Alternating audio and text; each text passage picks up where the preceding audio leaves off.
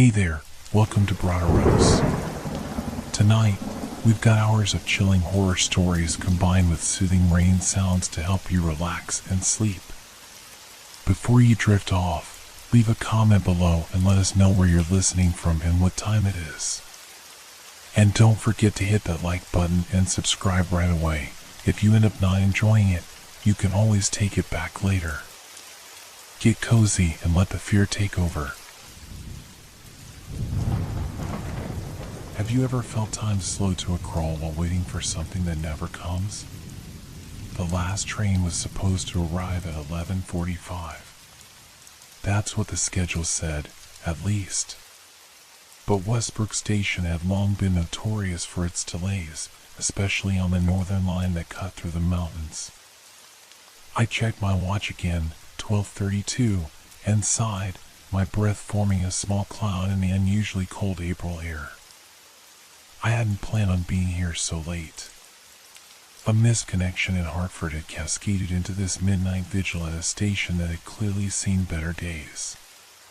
Most of the overhead lights flickered intermittently, casting strange shadows across the worn wooden benches. The ticket booth had been abandoned hours ago, its window shuttered with a handwritten sign, "Back at 5 a.m." I was completely alone. Or at least, I thought I was. The waiting hall itself was a relic from another era, vaulted ceilings with intricate wooden beams, walls adorned with faded murals depicting scenes from the town's logging history. During daylight hours, it might have possessed a certain nostalgic charm. At this hour, the shadows swallowed the details, leaving only looming shapes in dark corners where the light couldn't reach. My phone showed no service, typical for these remote mountain towns. The station's Wi-Fi network appeared in my settings but wouldn't connect. I was effectively cut off from the outside world until the train arrived or morning came, whichever happened first. A slight movement caught my attention from the corner of my eye, something shifting in the shadows near the entrance to Platform 3. I squinted, trying to make out what it might be, but whatever I'd seen was gone. "Hello?" My voice echoed through the cavernous space, sounding smaller than I'd intended. No response came. Must have been my imagination. The sleep deprivation was clearly getting to me. I shifted uncomfortably on the hard wooden bench, pulling my jacket tighter around myself. Despite being indoors, the temperature seemed to be dropping by the minute. My breath was now clearly visible with each exhale. Tick, tick, tick.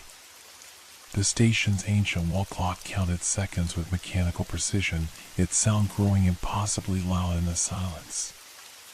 I hadn't noticed it earlier, but now each tick seemed to reverberate through my skull. Tick, tick, tick. I glanced up at it, 12:33. Only a minute had passed? That couldn't be right. I checked my watch again. 12:33 there as well.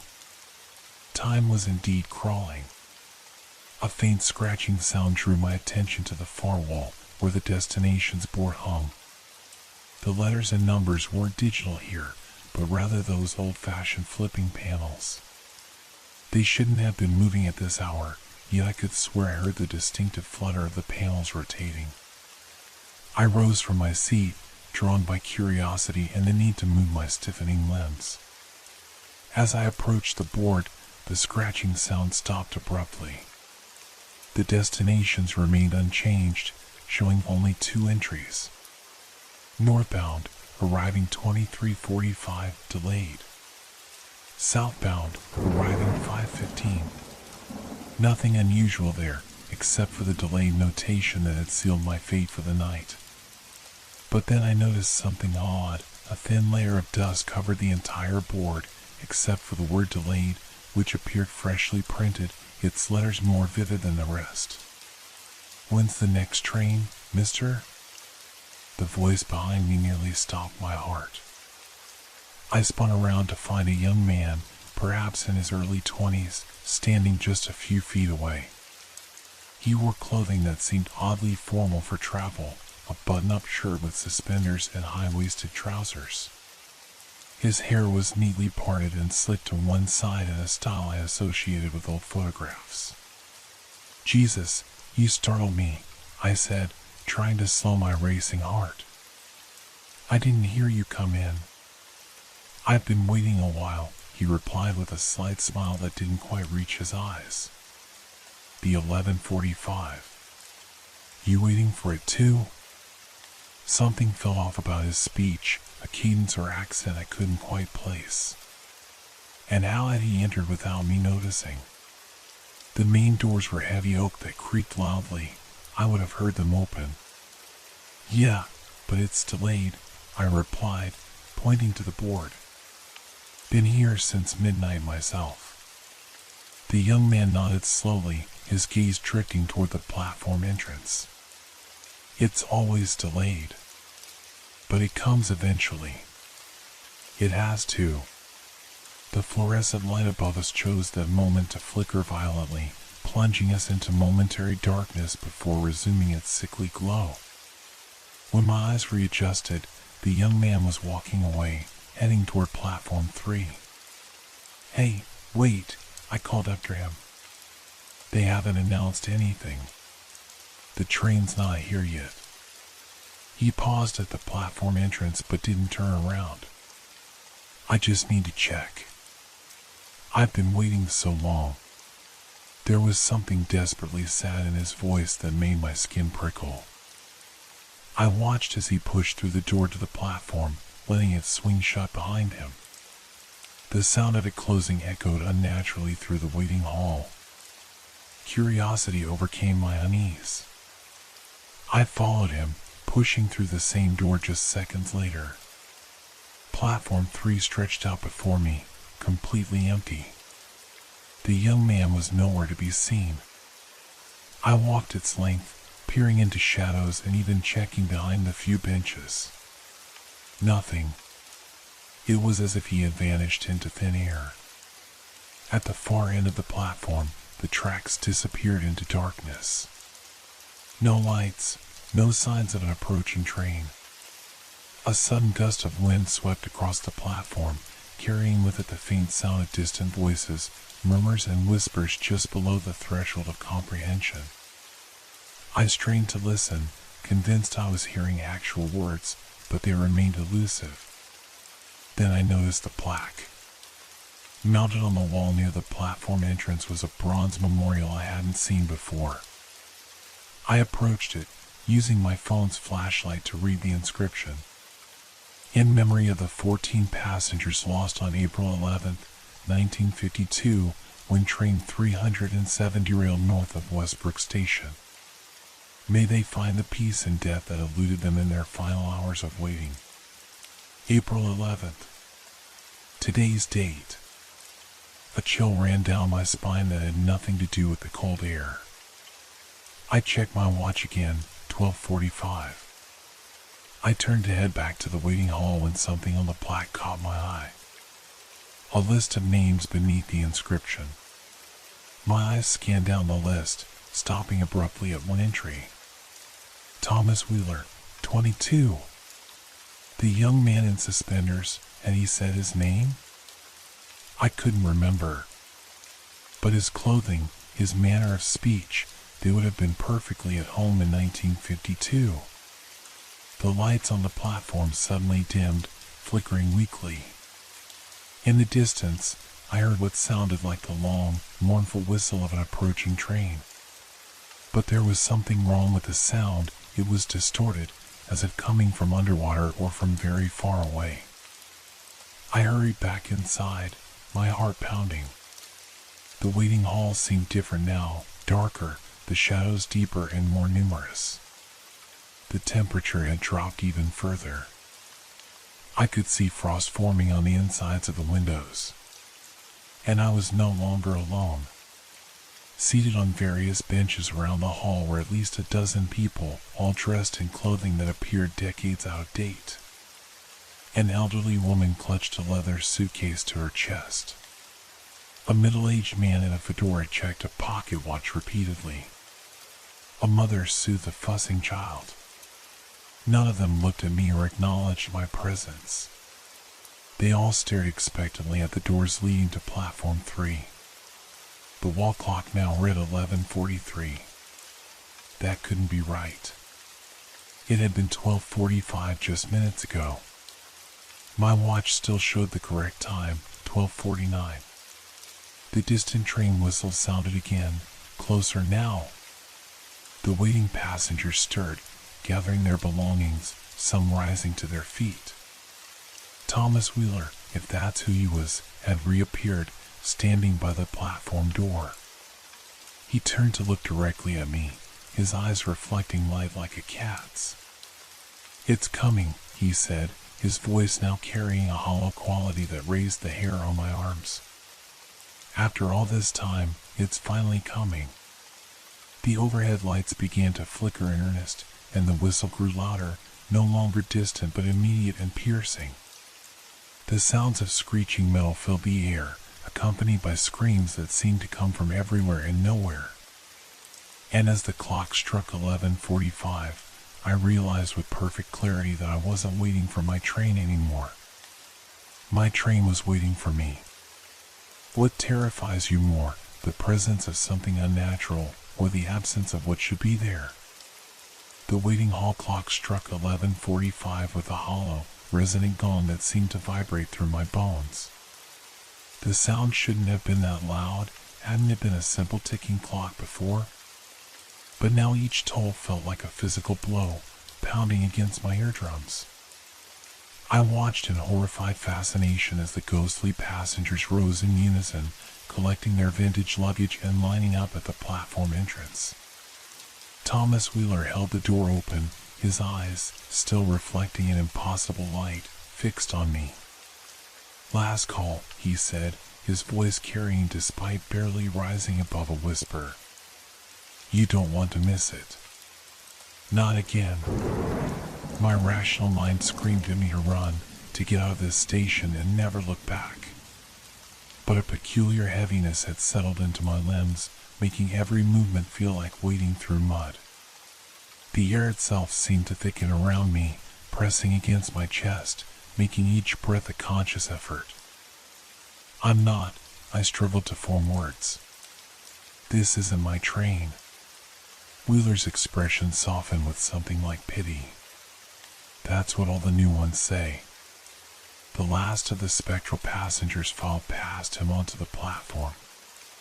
The old woman with the leather suitcase paused beside me. Up close, I could see that her face was lined with deep wrinkles, but her eyes held a strange vitality. "First time's always the hardest, dear," she said, patting my arm with a hand that felt like ice water soaking through my sleeve. "But you'll learn." "We all do." She joined the others, leaving me alone in the waiting hall with Wheeler. The train whistle sounded again, impossibly close now, accompanied by the screech of brakes and the hiss of steam, sounds that belonged to a much older era of railroads. "What is happening?" I demanded, finding my voice at last. "Who are you people?" Wheeler's face took on a distant quality, as if he were looking through me rather than at me. "We're the ones who never arrived. The ones who got delayed." He gestured toward the platform. "Last chance." The door to platform 3 swung shut behind him with a finality that broke whatever spell had been holding me in place. I rushed to the main entrance of the station, yanking on the heavy oak doors that had admitted me hours earlier. They wouldn't budge. I pulled harder, throwing my weight against them, but they remained immovable, as if they'd been sealed into their frames. Panic rising, I tried the windows next, but they too seemed fused shut. Outside, beyond the frost-covered glass, I could see the station's parking lot where I'd left my rental car. It was empty now except for a single street lamp casting a pool of sickly yellow light. If I could just get up there. A sharp crack made me jump. The frost on the windows was spreading at an impossible rate, forming intricate patterns that resembled skeletal hands reaching across the glass. The temperature in the waiting hall had plummeted further. Each breath now created a thick cloud in front of my face. I spun around, searching for another exit, and froze. The mural on the far wall, the one depicting Westbrook's logging history, had changed. The painted figures were no longer felling trees or riding log flumes. They were running, expressions of terror on their crude painted faces, pursued by a massive dark shape that seemed to bleed out from the center of the mural. And the dark shape was moving. I backed away, bumping into one of the wooden benches. The lights flickered again, plunging the hall into momentary darkness. When they came back on, the mural had returned to normal, workers peacefully harvesting timber, no sign of the horror I just witnessed. Was I losing my mind? The sound of the train was different now, no longer approaching but idling, its engine rumbling with barely contained power. I could hear movement on the platform, the shuffling of feet, murmured conversations. My phone. I fumbled it out of my pocket, hoping against hope that service had somehow been restored. The screen lit up, showing the time, 12:55, but no signal bars. I tried to dial emergency services anyway, but the call wouldn't go through. As I stared at the useless device, the screen began to glitch, static washing across it before resolving into an image that turned my blood to ice, a black and white photograph of what appeared to be a train wreck. Twisted metal, splintered wood, bodies covered with sheets. The photo zoomed in, focusing on one particular body partially covered by a sheet. The face was visible, eyes open but unseeing. It was my face. I dropped the phone with a cry of alarm. It clattered to the floor, the screen going black on impact. When I gathered enough courage to pick it up again, it was dead, unresponsive to any button presses. A new sound penetrated my awareness, a slow, rhythmic dripping. I looked up to see water seeping through the ceiling, forming a small puddle on the floor. But as I watched, the liquid darkened, becoming thick and red. Blood. It dripped faster now, the puddle expanding across the polished floor toward my feet. I scrambled backward, only to feel something cold and solid against my back, the door to platform 3. It opened on its own. The platform beyond was transformed. Where before there had been empty tracks stretching into darkness, now there was a train, an ancient steam locomotive with passenger cars that gleamed dully in the weak light. It was both substantial and somehow insubstantial, its edges blurring slightly as if I were viewing it through heat waves.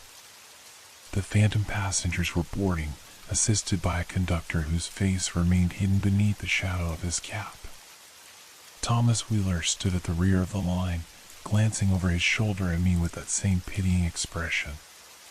"Not ready yet?" he called. "That's all right. Some take longer than others." "Ready for what?" I shouted back, my voice cracking with fear and confusion. "To accept it," he replied simply, then turned and climbed aboard the train. The conductor raised his lantern, and for the first time, I caught a glimpse of his face, or rather, the absence of one. Where features should have been, there was only shadow, deeper than the darkness surrounding it. He swung the lantern twice, and the train's whistle responded with a mournful cry. Steam hissed from beneath the wheels as they began to turn, slowly at first, then with gathering speed. I stepped onto the platform, drawn forward by a compulsion I couldn't explain or resist. The train was pulling away, the last car sliding past me, windows glowing with a sickly yellow light. Through the glass, I could see the passengers seated inside, their faces turned toward me. All except one seat, empty, waiting. The train gathered speed, racing into the darkness beyond the station. Within seconds, it had vanished completely, taking its ghostly light and passengers with it. The sudden silence was deafening. I stood alone on the empty platform, shivering not just from the cold but from bone-deep terror. What had I just witnessed? Ghosts? A hallucination? Some kind of waking nightmare? The door back to the waiting hall slammed shut behind me with enough force to make me jump. When I tried to open it, I found it locked, the handle frigid enough to burn my palm. Trapped on the platform, I turned to look down the tracks where the phantom train had disappeared. In the distance, a faint light appeared, not the yellow glow of the ghost train, but the white beam of a real headlight. Relief flooded through me. A rail train. My train, finally arriving. It would take me away from this nightmare. The platform lights flickered again, and I noticed something out of place, a small leather-bound book lying on one of the benches. It hadn't been there before. I approached cautiously, picking it up with trembling fingers. It was a journal, its pages yellowed with age. I opened it to find neat, handwritten entries. The first was dated April 10th, 1952, the day before the crash memorialized on the plaque. Tomorrow we depart for Boston. Mother doesn't approve of the move, but there's nothing left for me in Westbrook. T says he can get me work at the factory. A fresh start is what I need. The handwriting was elegant, feminine. I flipped forward, finding more entries, the last dated April 11th, 1952. Waiting at the station now. Train is late, as usual. T is pacing, checking his watch every minute as if that will make the train arrive faster. Strange mood in the air tonight. The station master seems nervous, keeps looking at the weather reports.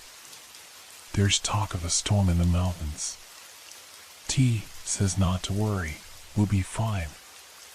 Later, still waiting. It's nearly midnight.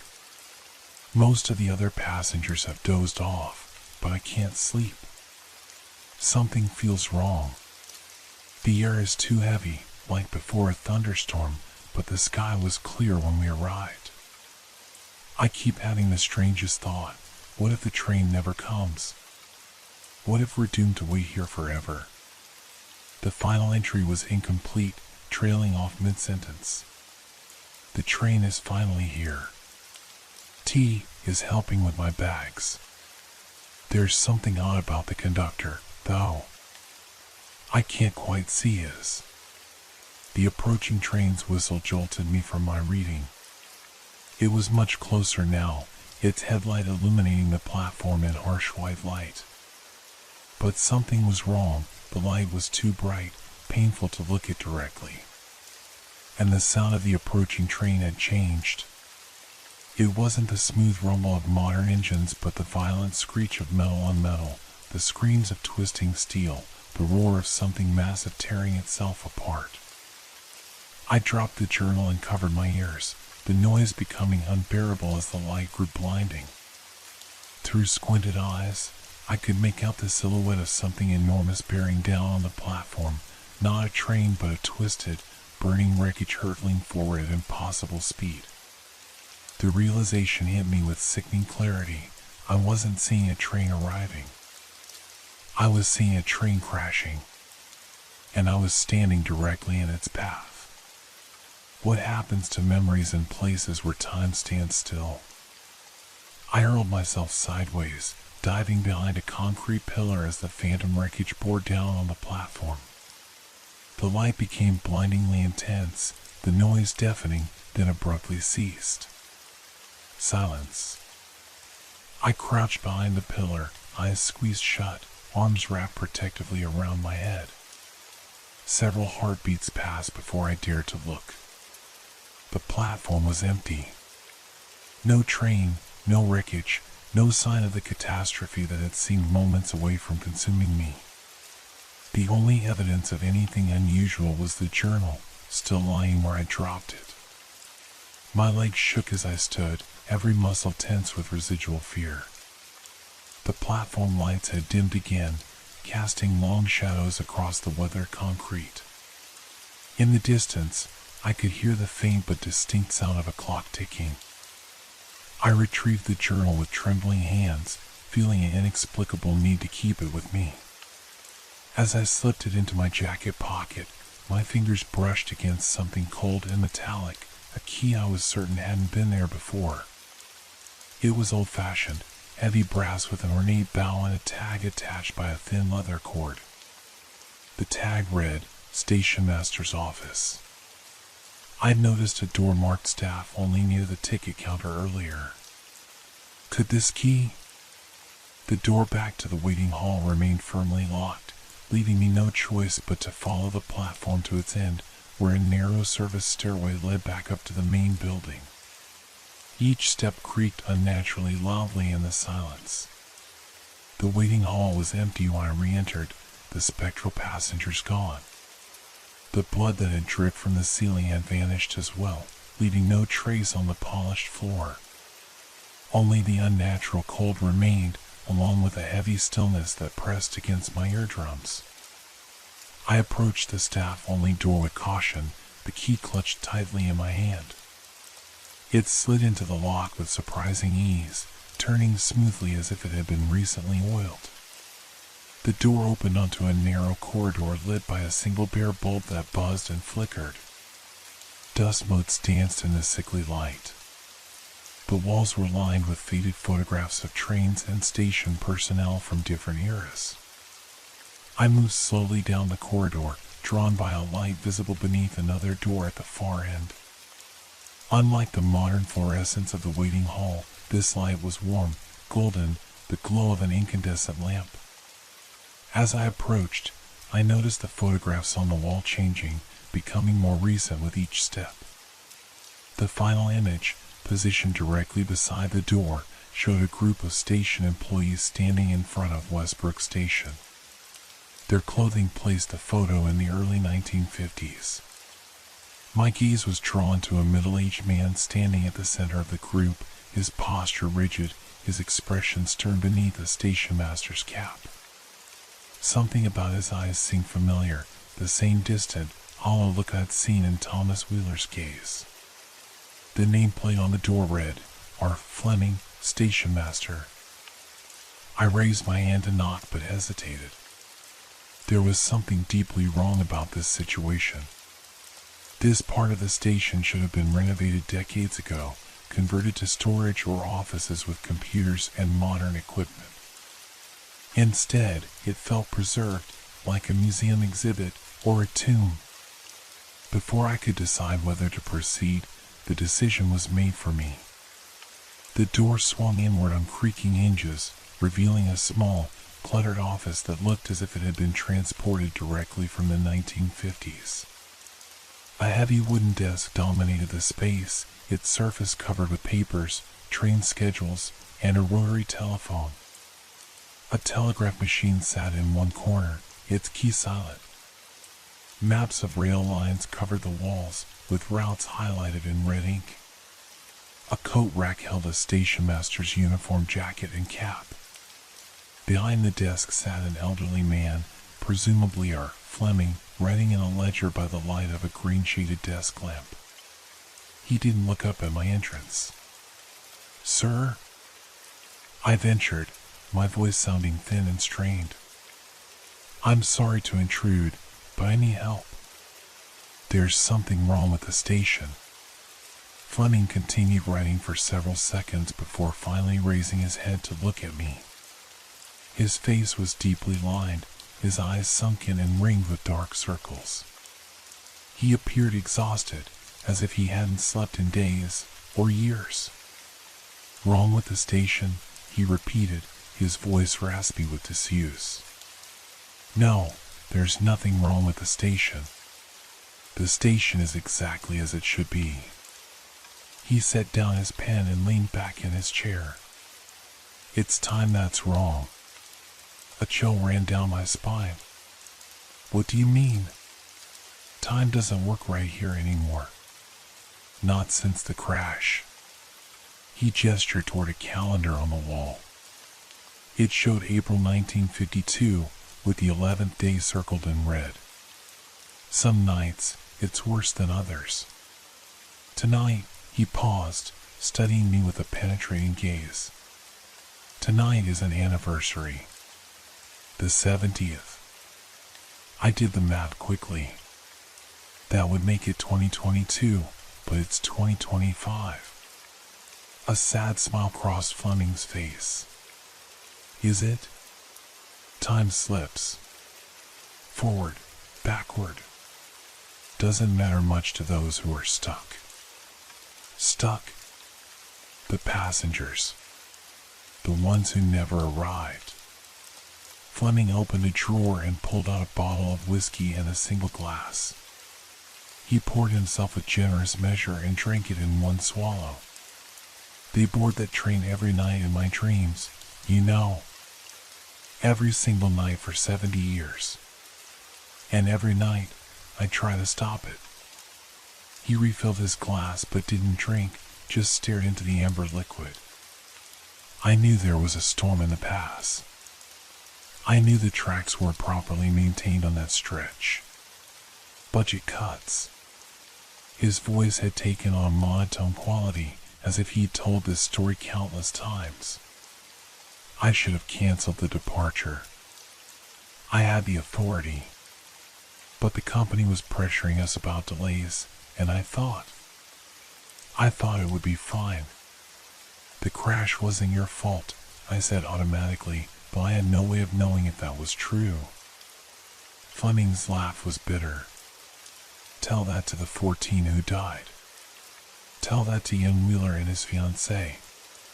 Tell that to the mother and child who never made it home. He finally drank his second whiskey. They wait. Every night, they wait for a train that will never carry them safely to their destination. But I saw them board a train, I protested. You saw them board the train, Fleming corrected. The 11:45 that departed on April 11th, 1952. They board it every night, and every night it crashes in a mountain pass. His eyes locked with mine.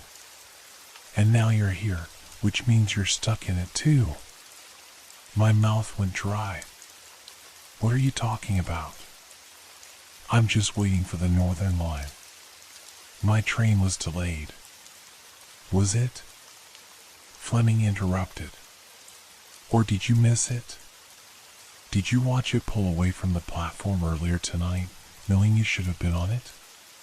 The memory hit me with unexpected force, running for the station after my connecting bus had arrived late, only to see the train's taillights disappearing into the distance. I'd been angry at myself, frustrated at the thought of waiting hours for the next one. How did you know that? Fleming didn't answer directly. Instead, he pulled out a thick logbook and opened it to a marked page.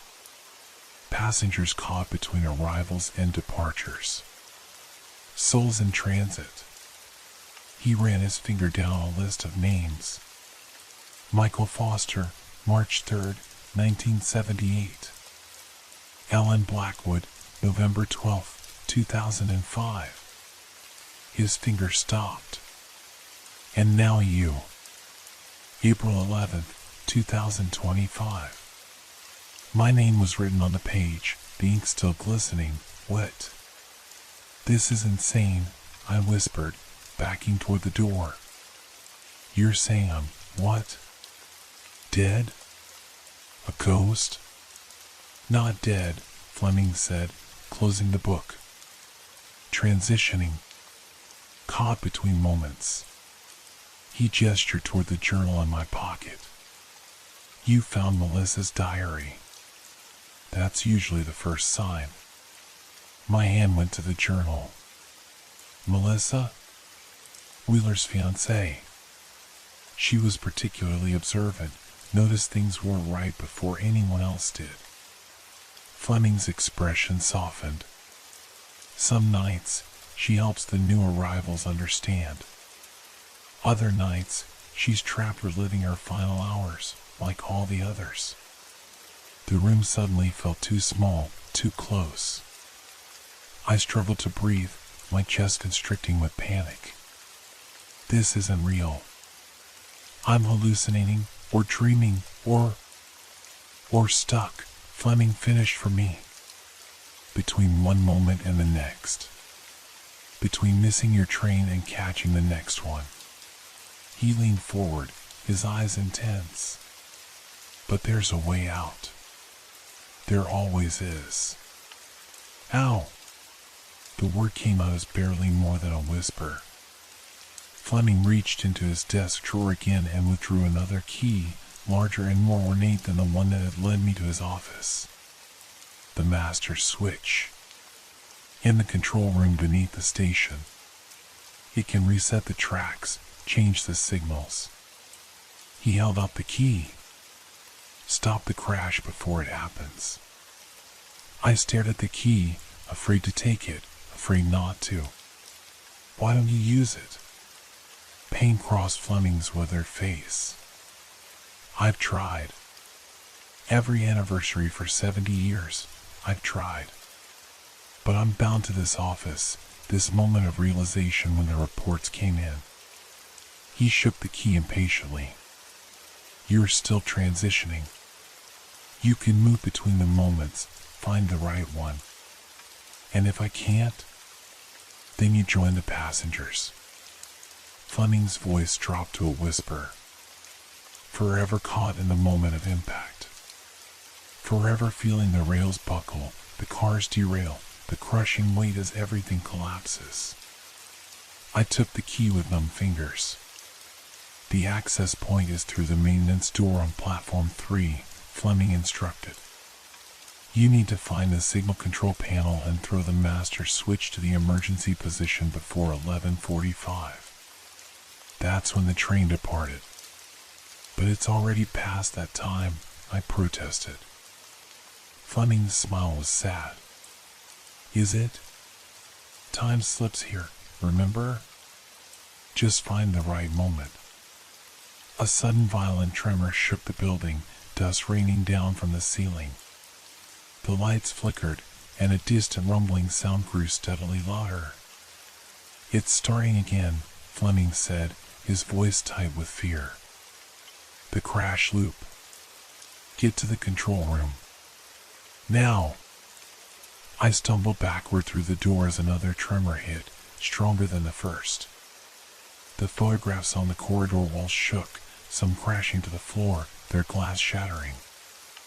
I ran, the key clutched tightly in my hand, pursued by the growing rumble that seemed to emanate from the very foundations of the station.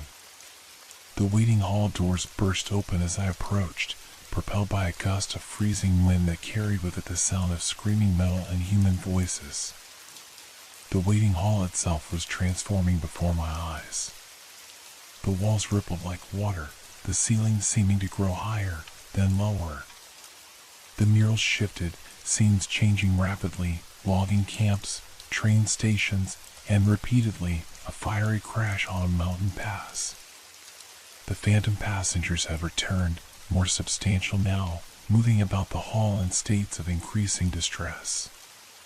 Thomas Wheeler paced frantically near the ticket counter, repeatedly checking his pocket watch. The old woman with the leather suitcase rocked back and forth on her bench, lips moving in what might have been a prayer. And there, a young woman I hadn't noticed before, writing in a journal identical to the one in my pocket. Melissa, I presumed, her face a mask of worry as she glanced between her writing and Wheeler. The temperature continued to drop, frost now forming on every surface. My breath came in visible clouds as I fought my way toward platform 3 against the strengthening wind. The wall clock showed 11:42. 3 minutes until departure. The rumbling grew louder, the floor beneath my feet vibrating with increasing intensity. The lights flickered more violently, plunging the hall into darkness for several seconds at a time. During one of these blackouts, I felt something brush past me, something cold and insubstantial, like walking through a cobweb. When the lights returned, Thomas Wheeler stood directly in front of me, his eyes now entirely black, reflecting nothing. "You can't stop it," he said, his voice overlapping with others, a chorus of the lost. "No one can stop it. We're all passengers now." Behind him, the other ghosts had formed a line, blocking my path to platform 3. Their forms flickered and distorted, sometimes appearing as they had before, sometimes transforming into broken, bloody versions of themselves. "I can try," I said, clutching the key so tightly it bit into my palm. "Let me through." Wheeler's face contorted with rage and grief. "Why should you get a chance to escape when we couldn't?" The air around him darkened, shadows gathering like a cloak. 70 years. 70 years of the same moment, the same terror, the same end. "I'm trying to help you," I shouted over the growing cacophony. "All of you." Something changed in Wheeler's expression, a flicker of hope quickly suppressed. "You can't. Please," I begged. "Let me try." For a long moment, he just stared at me. Then, slowly, he stepped aside. The other ghosts followed suit, creating a narrow path toward the platform door. "Hurry," Wheeler said, his voice now barely audible over the rumbling. "It's almost time." I ran for the door, throwing my shoulder against it. It burst open onto platform 3, where the phantom train now waited, steam billowing from beneath its wheels. The faceless conductor stood beside the last car, lantern raised, ready to give the signal. The wall clock struck 11:43. 2 minutes until departure. 2 minutes to find the control room and stop a disaster that had already happened 70 years ago. 2 minutes to save 14 souls, and perhaps my own. Have you ever noticed how darkness doesn't just obscure vision, but also warps sound? The maintenance door was exactly where Fleming had said it would be, a small, rusted metal door set into the wall at the far end of platform 3, partially hidden behind a defunct ticket validator. Its hinges protested loudly as I wrenched it open, revealing a narrow staircase descending into darkness. 11:44. 1 minute remaining. I fumbled for my phone, intending to use its flashlight, but the screen remained dead. Cursing, I began to feel my way down the stairs, one hand pressed against the damp wall for balance. The temperature dropped with each step, the air becoming dense and difficult to breathe. The rumbling that had shaken the station above was muffled here, transformed into a deep, subsonic vibration that I felt more than heard. The stairs seemed to descend much farther than should have been possible, spiraling downward into what felt like the bowels of the earth. Just when I began to wonder if they would ever end, my foot struck level ground. I stood in absolute darkness, disoriented and increasingly panicked. The key in my hand had grown painfully cold, almost burning my skin with its chill. I groped blindly in front of me, searching for any kind of switch or lever. My fingers brushed against something metal, a fuse box or electrical panel of some kind. I traced its outline, finding a small lever that yielded to pressure. A sharp click was followed by the hum of electricity, and a series of bare bulbs flickered to life overhead, revealing my surroundings.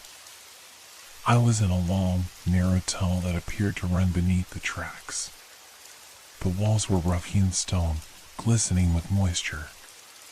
Ancient-looking electrical conduits ran along the ceiling, connecting the widely spaced light bulbs. The floor was packed dirt, showing signs of frequent flooding. At the far end of the tunnel, perhaps 50 yards away, I could make out what appeared to be a control room, a glass-walled enclosure filled with equipment. Above me, the ceiling trembled as another shockwave passed through the station.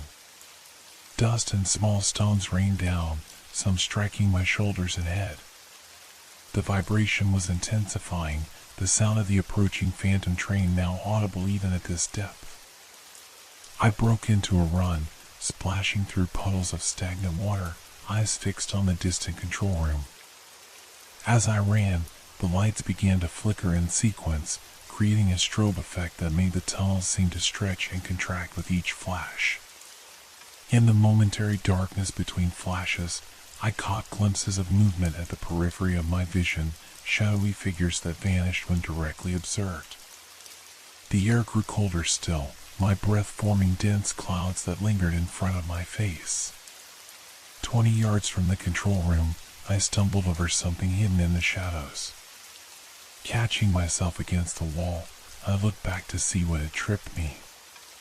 A body lay face down in the mud, wearing the uniform of a railway employee. I knelt beside it, gently turning it over. The face that stared up at me was that of Station Master Fleming, much younger than the man I'd spoken to in the office, but unmistakably him. His eyes were open, frozen in an expression of horror, his mouth contorted in a silent scream. Had he tried to reach the control room that night? Had he failed?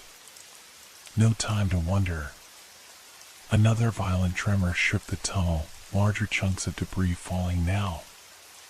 A crack appeared in the ceiling, widening as I watched. I scrambled to my feet and sprinted the remaining distance to the control room door. It was locked, of course. With shaking hands, I inserted Fleming's key into the ancient padlock. It turned with difficulty, the mechanism stiff with rust and disuse. The door swung inward, revealing a small room crammed with electrical equipment from another era.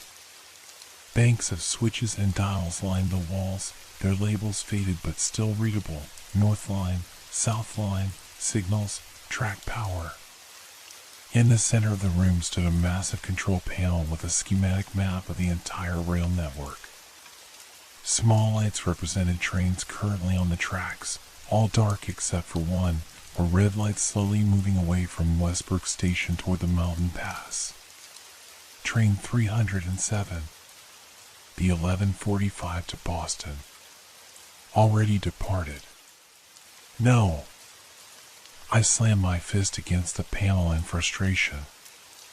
I was too late. But then I remembered Fleming's words, time slips here. Perhaps it wasn't too late after all. I scanned the control panel frantically, looking for anything labeled master switch or emergency. There was nothing so obvious, but a large red lever at the bottom of the panel caught my eye. It was sealed behind a glass case with the words "Danger, Emergency Use Only" stenciled across it. This had to be it. I smashed the glass with my elbow, ignoring the pain as shards cut into my skin. Blood dripped onto the control panel as I grasped the lever with both hands. It refused to move. I pulled harder, muscles straining, feet braced against the base of the panel. Still nothing. It was as if the lever was welded in place. Another tremor, stronger than any before, nearly knocked me off my feet. The lights in the tunnel outside went out completely, leaving only the dim glow of the control panel's indicators. The red light representing train 307 had nearly reached the mountain pass. Please, I begged, though I wasn't sure who or what I was addressing. Please let me stop this. A voice spoke directly behind me, a woman's voice, soft but clear. It takes two. I whirled around to find Melissa standing in the control room doorway, her form translucent but more substantial than I'd seen any of the ghosts appear before. She held her journal in one hand, the other extended toward me. The safety protocol, she explained. It takes two people to operate the emergency override. One was never enough. She glanced at Fleming's body in the tunnel. He never understood that. He kept trying alone, year after year. Without hesitation, I grasped her offered hand. It was cold but solid, real enough to hold on to. On three, she said, moving to stand beside me at the lever. 1. The control room shook violently, equipment crashing to the floor. 2. The red light on the panel reached the section marked Mountain Pass. 3. Together, we wrenched the lever downward. For a moment, it resisted, then gave way with a sound like breaking ice. The panel erupted in a cascade of sparks and smoke, every light flashing simultaneously. A deafening roar filled the tunnel, the walls themselves seeming to flex inward. I was thrown backward, losing my grip on Melissa's hand as I slammed into the opposite wall. Everything went black. When consciousness returned, I found myself lying on the floor of the control room, surrounded by silence. The equipment had gone dark, the only illumination coming from emergency lights that cast a red glow over everything. I sat up slowly, checking for injuries. Besides cuts from the broken glass and what would certainly become impressive bruises, I seemed intact. Melissa was gone. I staggered to my feet and approached the control panel. It was dead, not a single indicator light burning. Had we succeeded? Had we changed anything? The tunnel outside remained dark as I made my way back toward the stairs, moving cautiously through the gloom. Fleming's body was gone, leaving only a depression in the mud where it had lain. The climb back to platform 3 seemed shorter somehow, the stairs fewer in number. My legs burned with exertion by the time I reached the top, pushing open the maintenance door to emerge onto the platform. The scene that greeted me was nothing like what I'd left.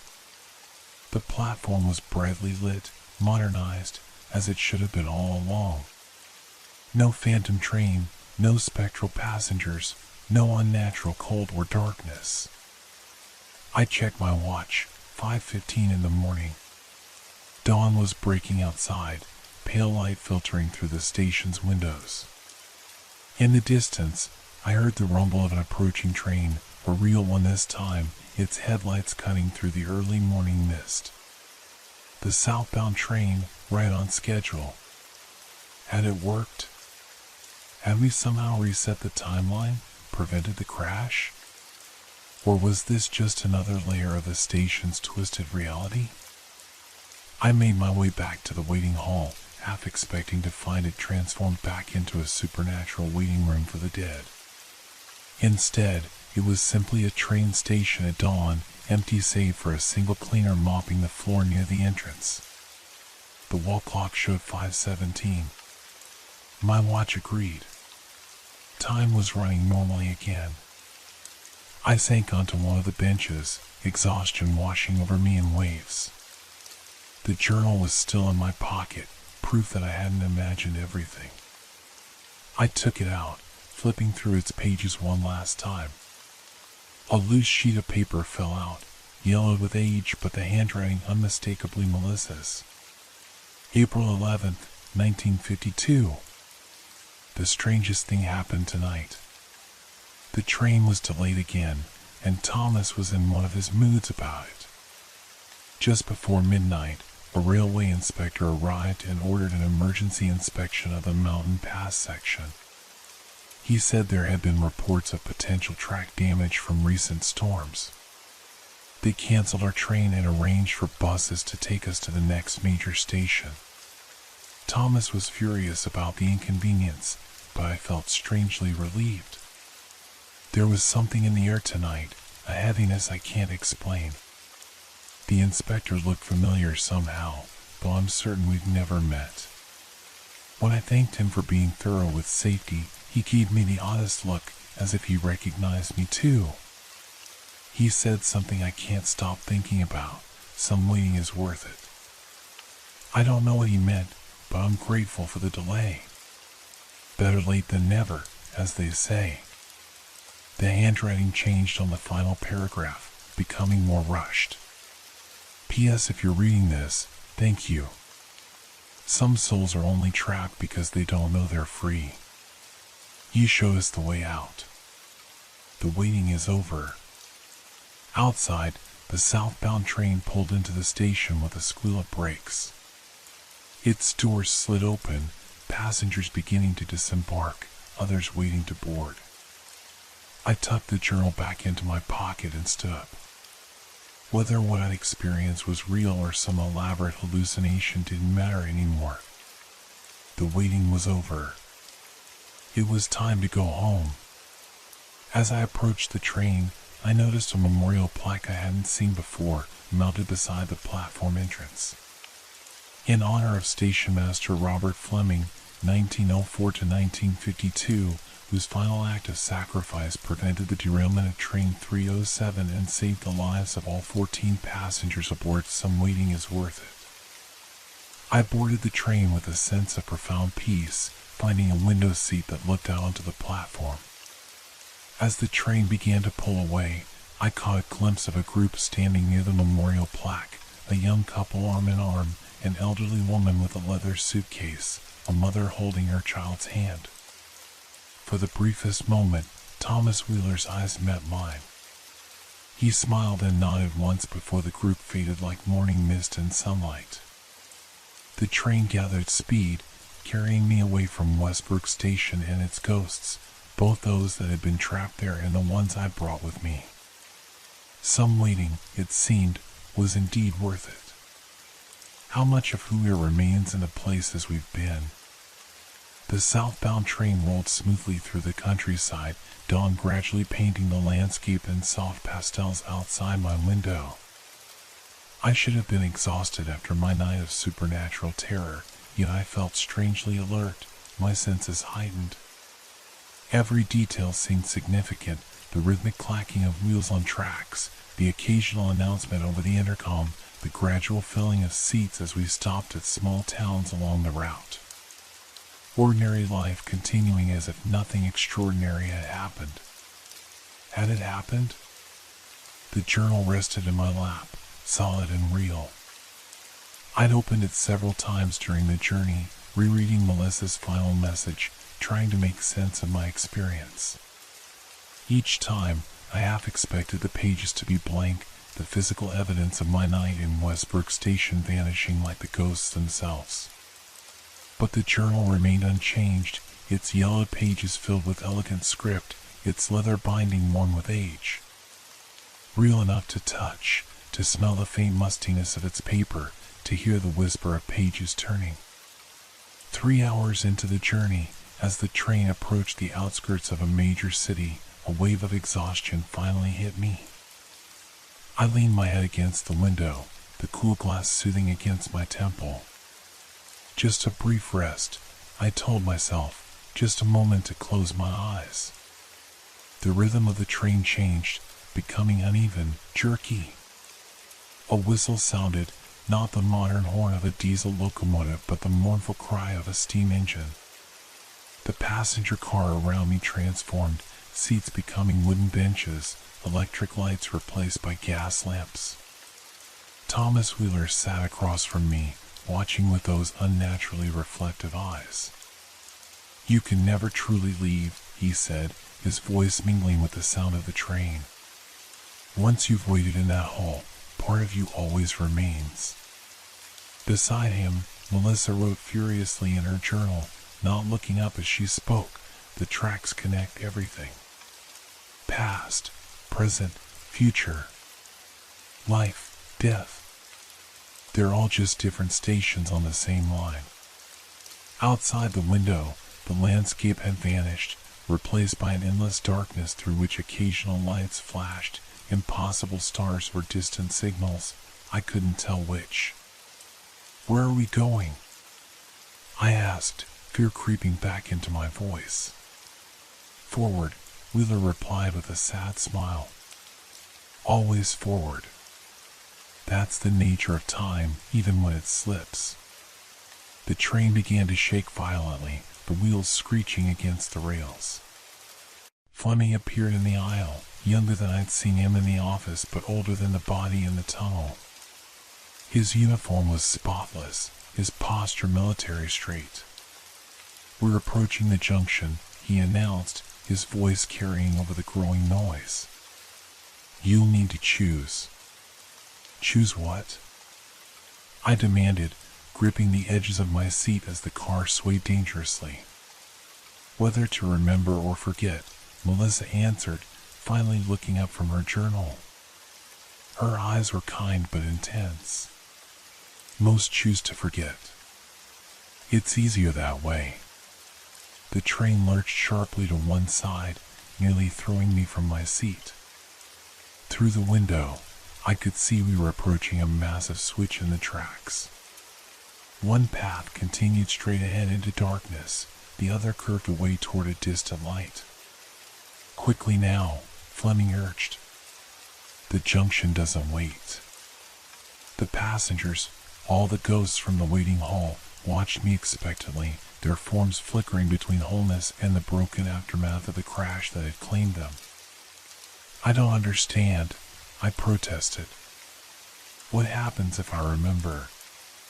What happens if I forget? Wheeler leaned forward, his face half in shadow. If you remember, a part of you stays with us. Forever bound to Westbrook Station and what happened there.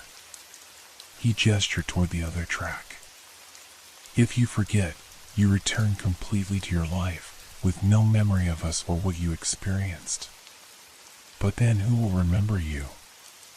The question escaped before I could consider it.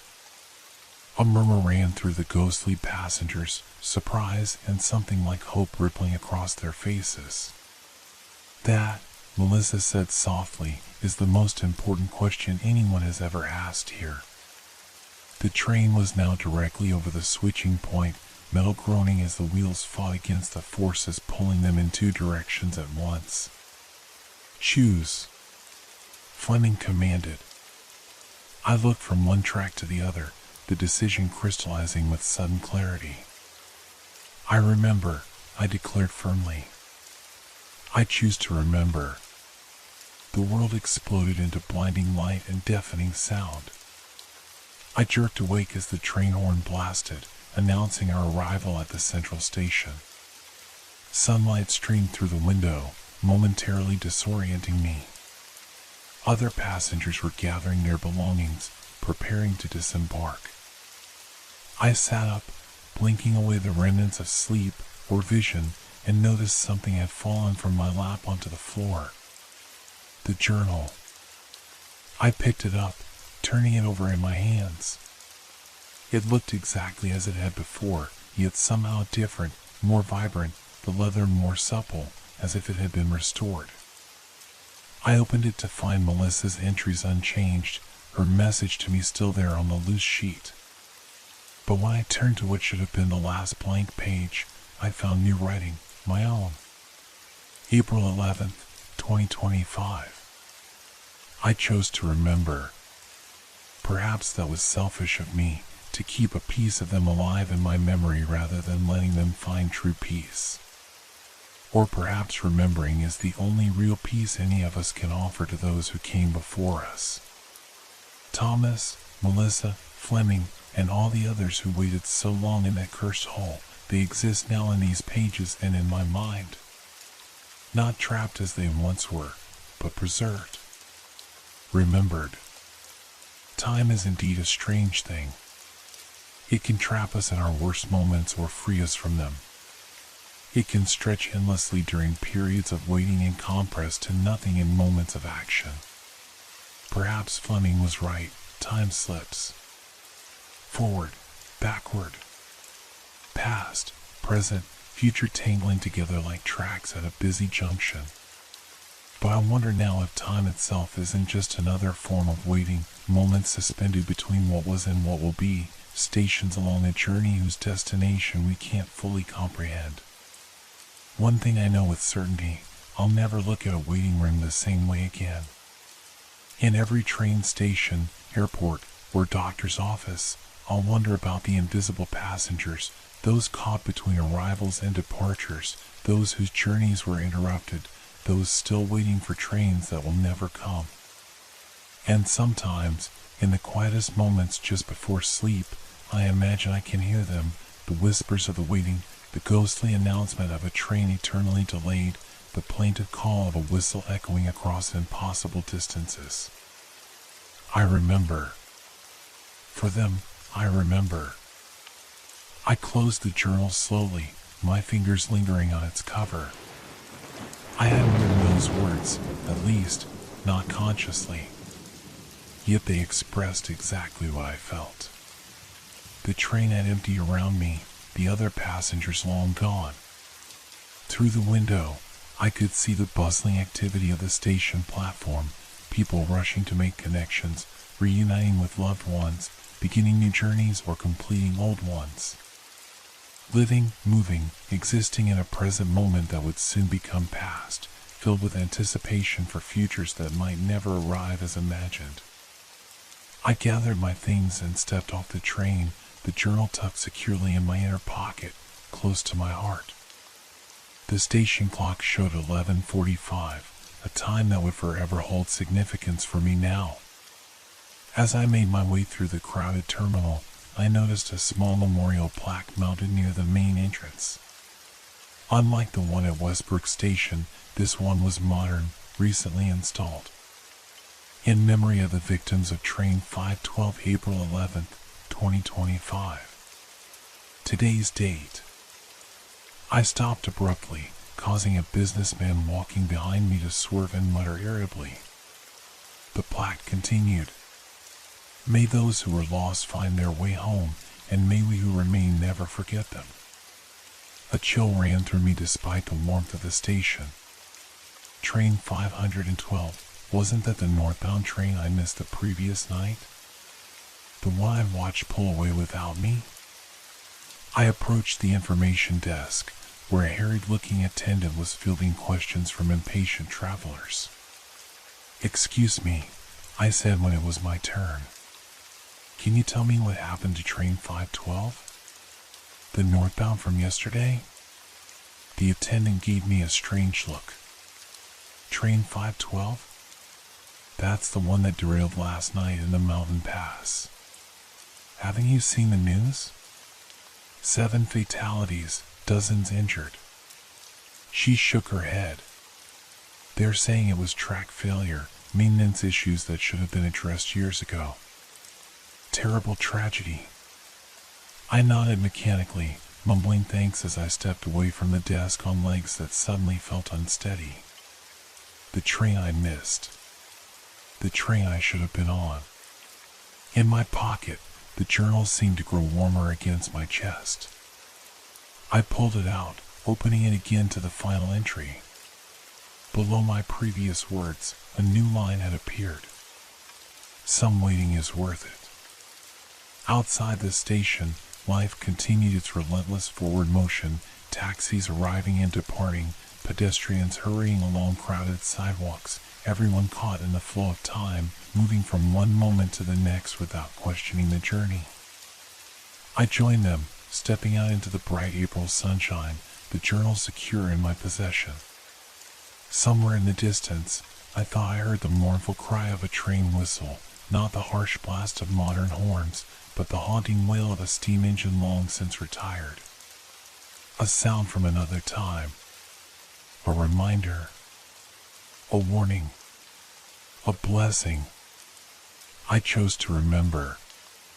And in remembering, perhaps I have found what everyone truly seeks while waiting, not just the arrival of whatever is coming next, but the understanding that sometimes the waiting itself is what saves us. The ghosts of Westbrook Station had taught me that much, at least. And for as long as I lived, I would carry their story with me, not as a burden, but as a gift. Some souls are only trapped because they don't know they're free. And some are set free because others choose to remember them.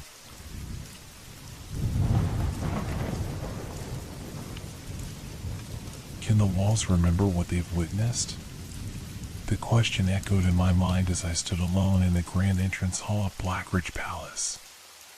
The marble floor gleamed under the soft glow of antique chandeliers, reflecting fractured light across the ornate walls where portraits of stern-faced dignitaries hung in gilded frames.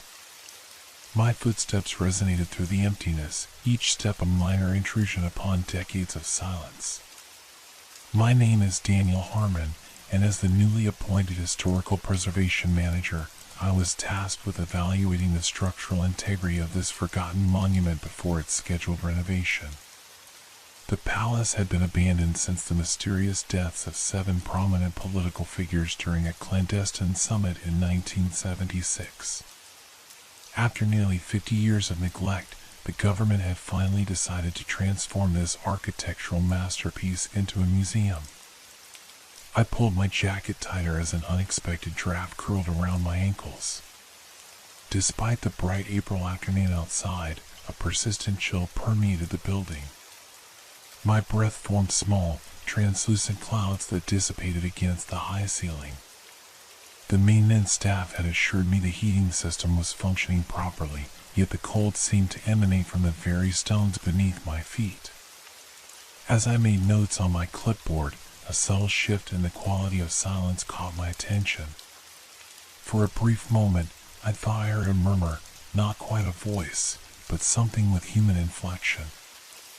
I paused, pen hovering above paper, and listened. Nothing. Just settling architecture, I muttered, my voice sounding unexpectedly loud in the stillness.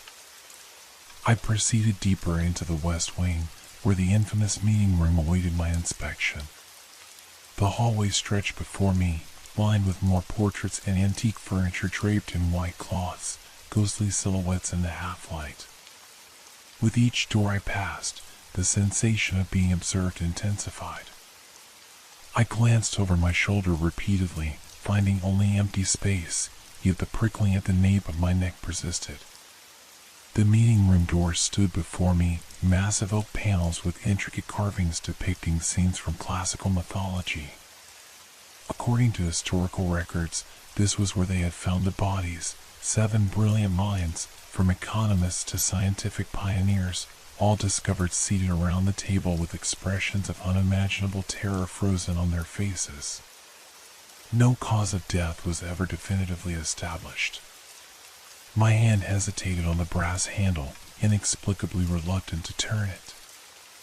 A faint odor reached my nostrils, something like oxidized copper mixed with the mustiness of old books and a hint of something acrid, similar to electrical burning. I checked my phone for reception. No signal. Of course. The handle turned with surprising ease, and the heavy door swung inward without a sound. The room beyond was bathed in dust-filtered sunlight streaming through tall windows. At the center stood a massive oval table of polished mahogany surrounded by 12 high-backed chairs, each bearing the embroidered emblem of the national crest. The chairs were positioned exactly as they had been found after the tragedy, according to the photographs in the case file. I stepped inside, my professional curiosity momentarily overriding my unease. The room held a strange duality, both magnificent and oppressive. Crystal decanters still stood on a side table, their contents long evaporated. A half-written document lay abandoned beside one chair, the ink faded to a ghost of itself. As I approached the table to examine the woodwork, the door behind me closed with a decisive click. I spun around, heart suddenly racing. No one was there. Just the wind, surely. Yet when I tried the handle, it wouldn't budge. "Hello?" I called out, embarrassed by the slight tremor in my voice. "Is anyone there?" The door seems to be stuck. The silence that answered was absolute. Until it wasn't. A soft sound emerged from somewhere in the room, a whisper just below the threshold of comprehension. I turned slowly, scanning the empty space. The whisper grew, not in volume but in presence, as though more voices were joining in invisible conversation. My rational mind suggested error in the ventilation system, but my instincts screamed otherwise. The temperature dropped further, and my exhaled breath now formed substantial clouds. The chandelier above the table began to sway slightly, though there was no draft I could detect. I approached the windows, intending to open one and call for help, but found each locked with old, rusted mechanisms that refused to turn. The whispers continued, gradually taking on a rhythmic quality like distant, urgent debate. My phone's flashlight revealed no hidden speakers, no technological explanation for the growing chorus of murmurs that now seemed to emanate from the very chairs around the table. Each empty seat appeared to host an invisible occupant, the hushed voices rising and falling in patterns of discussion, disagreement, and mounting alarm. "This isn't real," I said firmly, my voice sounding thin and unconvincing even to my own ears. "This is some kind of acoustic phenomenon. Or..." My words died as the electric lights flickered once, twice, then extinguished completely, leaving only the fading afternoon sunlight filtering through dusty window panes. In the new dimness, I could have sworn I saw faint outlines, human shapes seated around the table, transparent yet somehow more substantial than mere shadows. The whispers crescendoed into agitated discussion, still unintelligible yet unmistakably human. One voice rose above the others, deep, authoritative, speaking with urgent conviction. Then another countered, higher-pitched, frantic. I pressed myself against the wall, clipboard clutched to my chest like a shield, as the invisible debate intensified. The room grew colder still, frost patterns forming on the inside of the windows despite the spring warmth outside. My teeth began to chatter uncontrollably. Then, as abruptly as it had begun, the whispers ceased. Complete silence descended, more terrifying than the phantom conversation had been. In that silence, a single chair at the far end of the table slowly pulled backward, as if someone were about to rise from it. My heart hammered painfully against my ribs as I lunged for the door, yanking desperately at the unyielding handle. Behind me, I heard the unmistakable sound of footsteps approaching slowly across the hardwood floor. Light, deliberate steps. Coming closer. And then, directly behind me, a voice, clear, distinct, and chillingly real, whispered a single sentence. "They must never know what we discovered." I screamed then, a primal sound of pure terror that shattered the unnatural quiet. I threw my weight against the door, and suddenly it gave way, sending me sprawling into the hallway. I scrambled to my feet and ran, not daring to look back, my footsteps thundering down the corridor as I fled towards sunlight and sanity. It wasn't until I reached my car, hands shaking too badly to insert the key, that I realized I'd left my clipboard behind. In that room, where something waited that should not exist. And somehow, I knew I would have to go back. I didn't go back that day. Instead, I drove straight to my apartment and poured myself 3 fingers of whiskey, which I drank in one burning gulp. The rational part of my mind worked desperately to make sense of what had happened. Hallucination? Gas leak? Overactive imagination triggered by the palace's morbid history? That night, sleep came in fitful bursts, punctuated by dreams of faceless men arguing around a table, their voices rising to screams before they all fell silent at once, heads turned toward me in unison despite their featureless visages. I woke drenched in sweat, my alarm clock displaying 3:17 in glowing red digits. My phone buzzed on the nightstand. A text message at this hour? I grabbed it, squinting at the bright screen. Unknown number, they silenced you us once.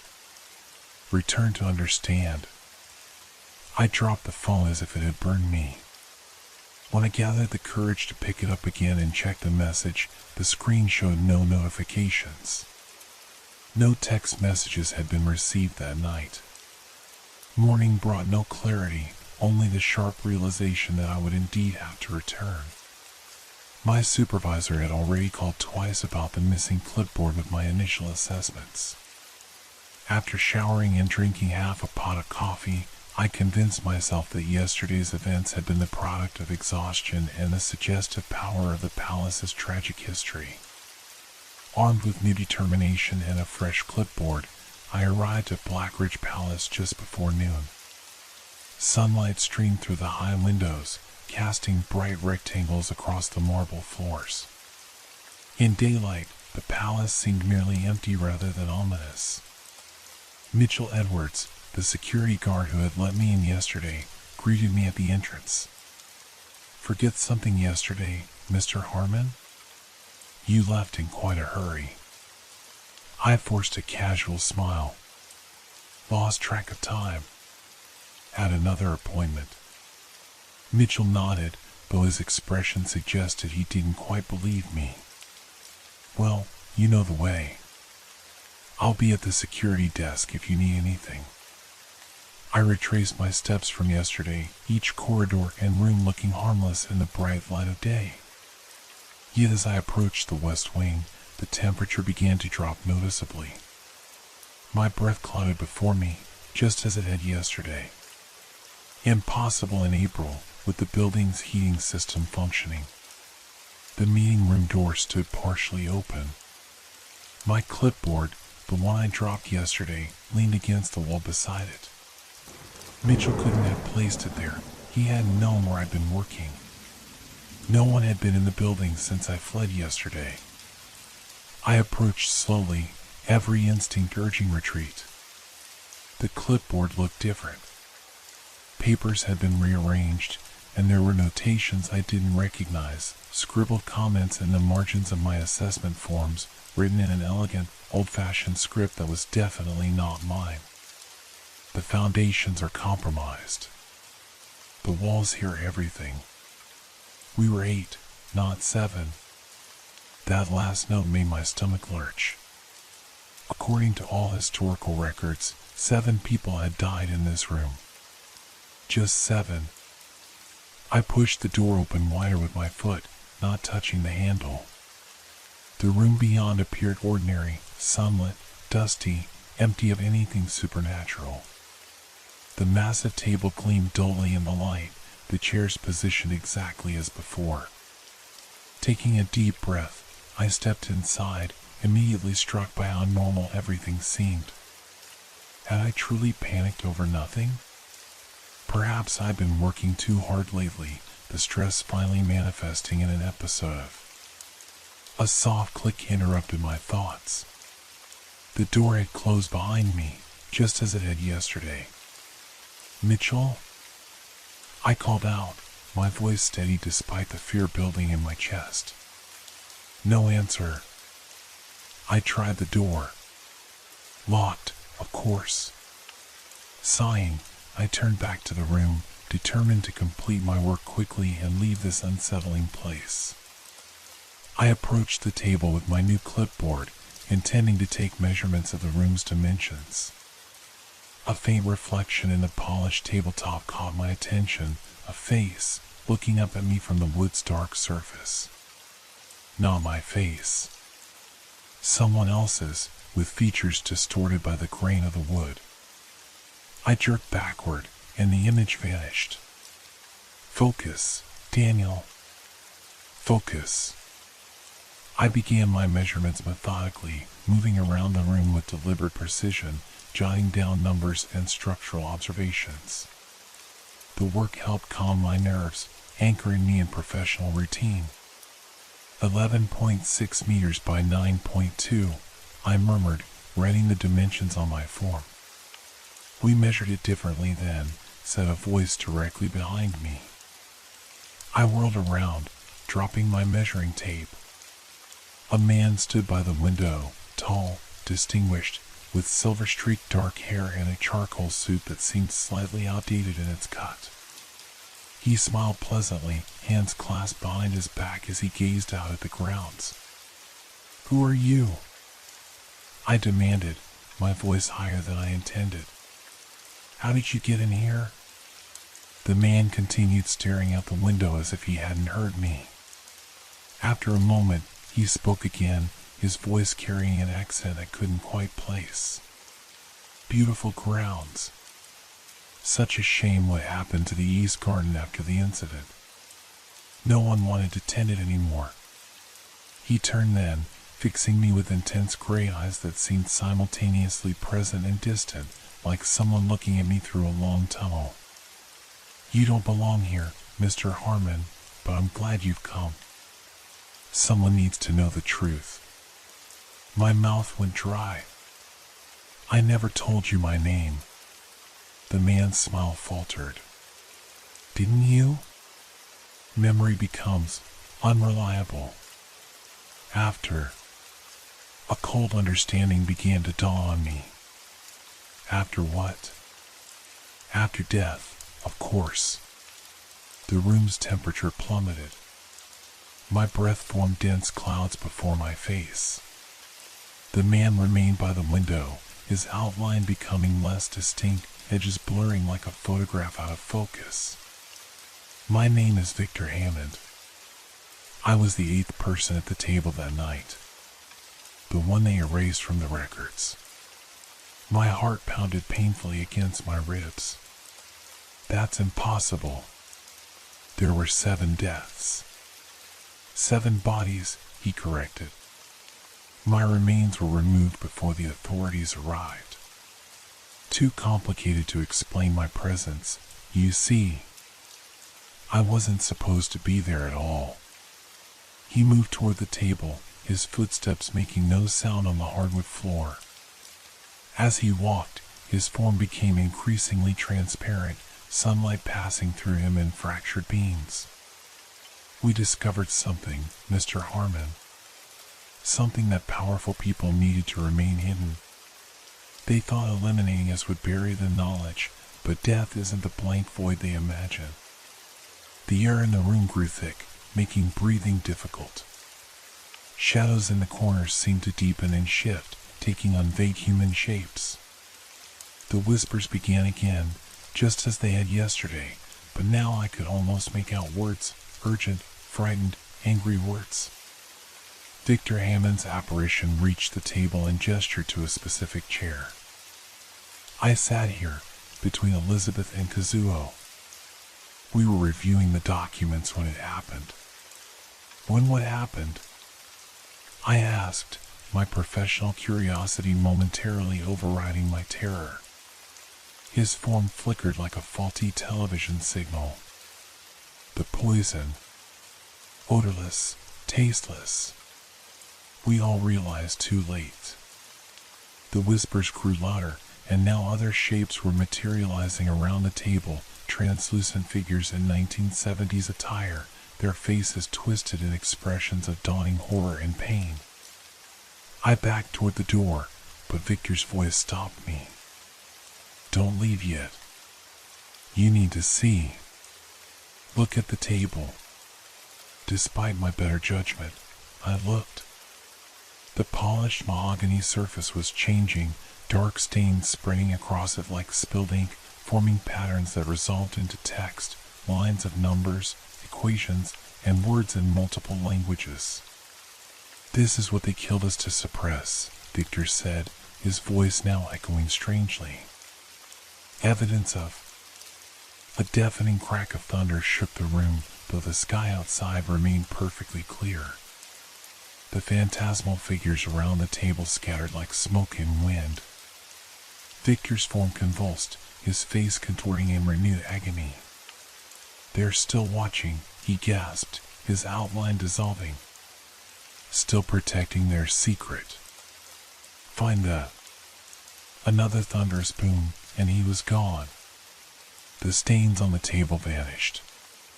The temperature began to rise, the shadows retreating to normal proportions. The door behind me unlocked with an audible click. I stood frozen, staring at the now ordinary table, trying to process what I'd witnessed.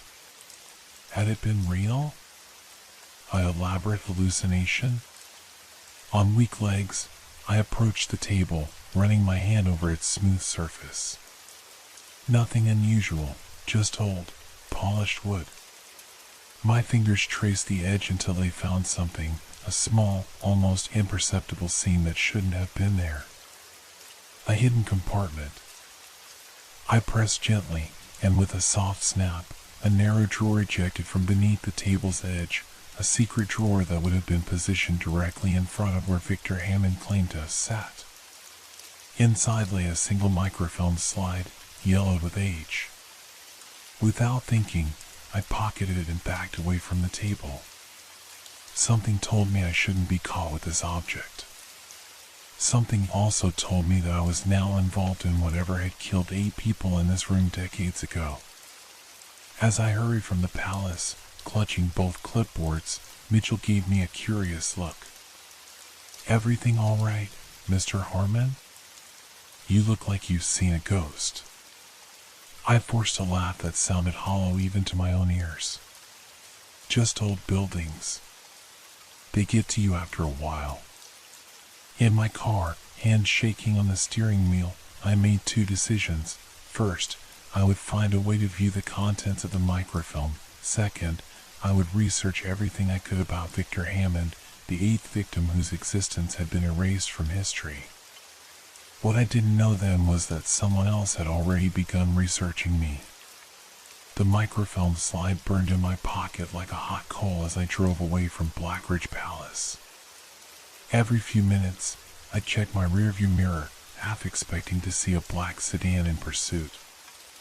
The rational part of my brain mocked this paranoia. I was a preservation specialist, not a character in a spy thriller, but after what I'd witnessed in that room, rationality seemed increasingly irrelevant. I needed something to view the microfilm, and I needed information.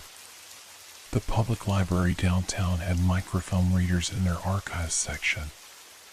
As for information on Victor Hammond, I would start with old newspapers from 1976. The library was quiet that afternoon, just a handful of patrons scattered among the reading tables. The archivist, a woman named Elaine with steel-gray hair and glasses on a chain, raised an eyebrow at my request for newspapers covering the Blackridge Palace incident.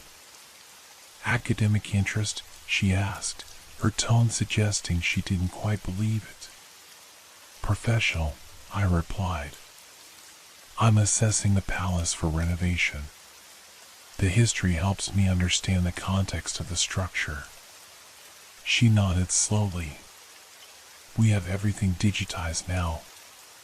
Follow me."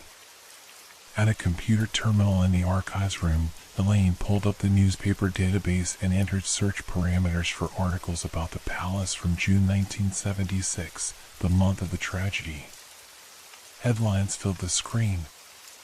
7 dead in mysterious circumstances at historic summit. No signs of foul play in palace deaths. Authorities claim global leaders demand investigation into think tank fatalities. I scrolled through article after article, finding repeated mentions of the 7 victims: Elizabeth Chen, economist; Kazuo Tanaka, physicist; Alexander Volkov, geopolitical strategist; Marguerite Laurent, environmental scientist; Thomas Wilson, technological forecaster; Omar Al-Fadil, energy specialist; and Robert Denton, defense analyst. No Victor Hammond. Is there any way to search for specific individuals who might have been connected to these people? I asked Elaine. She showed me how to cross-reference names, and I spent the next hour searching combinations of Victor Hammond with each victim and with Blackridge Palace. Nothing emerged except a few unrelated mentions of different Victor Hammonds in unrelated contexts. The man, or ghost, had told the truth. He had been erased. With mounting frustration, I turned my attention to the microfilm reader. Elaine helped me set it up in a private viewing room, then left me alone. My hands trembled slightly as I inserted the slide and adjusted the focus. The image that appeared made my breath catch. It was a document dated May 27, 1976, with classified stamped diagonally across it in red. The heading read Project Cassandra, Predictive Models and Containment Strategies. Below was a complex matrix of data points, equations, and text that, at first glance, appeared to be some kind of forecasting model. As I read further, the blood in my veins turned to ice. The document detailed predictions, incredibly specific predictions about geopolitical events, resource depletion, climate patterns, and societal collapse. Some of the events described had indeed come to pass in the decades since the document was created. Others were projected for the near future, including several catastrophic scenarios dated 2025 through 2030. The final page contains signatures from all 7 known victims, plus an 8th signature that had been heavily redacted but was still partially visible. V. Ham. The lights in the viewing room flickered. The temperature dropped suddenly, my breath fogging in front of me. Not again. Not here. They didn't believe us, said a woman's voice, soft and accented with French intonations. They thought we were fear-mongering. I spun around. A woman stood in the corner of the small room, slender, elegant, with dark hair pulled back severely from her face. Her clothing and appearance matched photos I'd just seen of Marguerite Laurent, the environmental scientist. Our models were inconvenient truths, she continued, her form wavering like a reflection in disturbed water. Governments and corporations would have had to change everything. They chose elimination instead. I found my voice. What was Project Cassandra? A predictive framework. Victor's algorithms combined with our expertise. We mapped the future with 93% accuracy. Her ghostly face showed pride mingled with profound sadness. We thought we would save the world. The microfilm image on the screen began to distort, the text swimming and reforming into new patterns, images of floods, fires, mass migrations, empty cities. They're coming for you now, Marguerite said matter-of-factly. They monitor mentions of our names, of the project. You've triggered their systems. My heart raced. Who's coming? The ones who protect the secret. They never disbanded after our elimination. The lights flickered again, and Marguerite's apparition grew more transparent. The microfilm is only a fragment. Not enough to understand or prove anything. You need the full data set. Where is it? Hidden. We scattered copies. Mine is, her form shuddered, voice cutting out like a bad radio signal. Beneath the eastern marble, the door to the viewing room opened. Marguerite vanished instantly. An elderly man peered in, looking confused. Sorry, he muttered. Thought this was the restroom. After he left, I turned back to the reader, but the image had changed. It now showed only standard environmental research data, nothing classified, nothing about Project Cassandra, no signatures. The document had transformed before my eyes. I ejected the microfilm with shaking hands. The slide looked different now, each differently, labeled differently. Not the same microfilm I had inserted.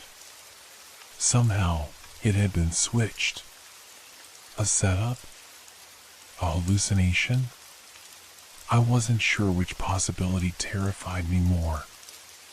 I gathered my things and hurried out of the archives, nodding a quick goodbye to Elaine. In the main library hall, I noticed a man in a dark suit standing by the periodicals, ostensibly reading a magazine but watching me over its edge. When our eyes met, he immediately looked away. Maybe Marguerite's warning hadn't been paranoia after all. I exited through a side door and took a circuitous route to my car, constantly checking for followers. No one seemed to be pursuing me, but the sensation of being watched persisted. As I started my engine, my phone buzzed with a text message. Unknown number, Eastern Marble Angel, midnight. Come alone. This time, the message remained on my screen. Real, not imagined. I knew what it referred to. In the eastern garden of Blackridge Palace stood a marble angel monument commemorating some long-forgotten noble. Marguerite had begun to say Eastern Marble before she vanished. Someone, or something, wanted me to go there tonight. Every instinct screamed that this was a trap. Yet what choice did I have? The microfilm had been replaced or transformed somehow. I had no evidence, no proof of what I'd seen or read. Only the certainty that I was now entangled in something far beyond a simple architectural assessment. I drove home by a roundabout route, frequently checking for tails. My apartment seemed untouched when I arrived, but I couldn't shake the feeling of hostile scrutiny. I spent the evening researching the known victims further, looking for any connection to Victor Hammond, any hint of Project Cassandra in their public work. Nothing. Just distinguished careers cut short by unexplained, simultaneous death. As midnight approached, I changed into dark clothing and drove back to Blackridge Palace. The grounds were unguarded at night.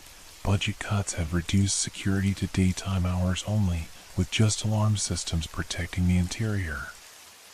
The exterior gardens remained accessible, separated from public parkland by only a decorative fence. The eastern garden was overgrown, just as Victor Hammond had mentioned. Untended for decades, it had evolved into a semi-wild state, marble paths cracked by roots, fountains dry and covered in lichen. The angel monument stood at its center, a life-sized winged figure on a pedestal, head bowed in eternal grief. The night was unnaturally silent. No insects chirping, no distant traffic sounds, not even the rustle of leaves though a breeze stirred the branches above.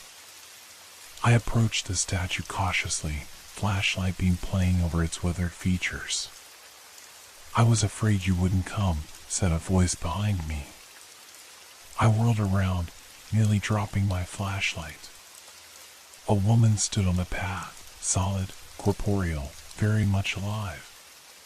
Early 30s, with keen eyes and a wary expression. She looked vaguely familiar. "Who are you?" I demanded. "Jessica Tanaka." She stepped forward, hands visible to show she wasn't armed. Kazuo Tanaka was my grandfather. The name registered immediately, one of the 7 known victims. "How did you know about me?" "About this place?" She smiled grimly. "The same way you did, I imagine." "They told me." "They?" The echoes. The voices. The ones who died here but never left. She gestured around us. "I've been investigating what happened to my grandfather for years. Last week, they finally started communicating with me too. I studied her face, looking for signs of deception or instability. She appeared perfectly sane, yet tense. "Did they tell you about Victor Hammond?" I asked. "About Project Cassandra?" Jessica nodded. "Some. Not enough. But I know where to find more." She pointed to the angel statue. "My grandfather left something here. He told me, his echo told me, that it's hidden in the base." Together, we examined the pedestal. Years of weathering had obscured any obvious access points, but as we ran our hands over the rough stone, a section moved slightly under pressure. Jessica pressed harder, and a small panel slid aside, revealing a hollow space within. She reached in and withdrew a metal cylinder, the kind used to protect documents from moisture and time. With trembling fingers, she unscrewed the cap and extracted a roll of papers and a small hard drive. "This is it," she whispered. "This is what they died for." Before we could examine the contents, bright lights suddenly illuminated the garden. Car engines growled nearby. Voices called out, professional and threatening. "Daniel Harmon. Jessica Tanaka. Remain where you are. You are interfering with classified government property." Jessica grabbed my arm, her face pale in the harsh light. "Run," she hissed, stuffing the cylinder's contents into her jacket. "Split up. Meet me at Riverside Cafe tomorrow, 2 p.m. if you make it out." We bolted in opposite directions as shadowy figures converged on the statue. I crashed through overgrown hedges, thorns tearing at my clothes, the shouts of pursuers close behind. A gunshot cracked through the night, a warning, striking a tree trunk inches from my head. These people weren't making arrests. They were hunting us. I scrambled over the decorative fence and sprinted across the public park beyond, using darkness and obstacles to break line of sight. Behind me, the sounds of pursuit gradually faded, but I didn't slow until I reached a busy street where I could blend with late-night pedestrians. Hailing a taxi, I gave an address several blocks from my apartment. I couldn't go home, they would be watching it now. Instead, I directed the driver to a 24-hour diner where I could gather my thoughts and plan my next move. As the city lights blurred past the taxi window, I realized my hands were shaking uncontrollably. In less than 2 days, my orderly life had shattered. I had spoken with ghosts, discovered conspiracy, been shot at by unknown operatives, and gained an equally hunted ally. All because the dead refused to remain silent. And now, I possessed nothing but a meeting time and the terrible certainty that Project Cassandra, whatever it truly was, had cost 8 lives already and would claim more before its secrets were fully revealed.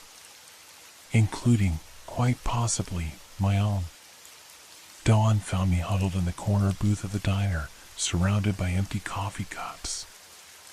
I hadn't slept, couldn't sleep. Every time the door opened, I flinched, expecting men in dark suits to enter. The waitress had long since stopped asking if I wanted refills, simply bringing fresh coffee whenever my cup emptied. I needed somewhere to go, someone to trust. My mind kept returning to Jessica Tanaka. Had she escaped? Was she captured? Was the meeting at Riverside Cafe a trap, either set by her captors or monitored by them? Outside, the city awakened to ordinary Friday routines.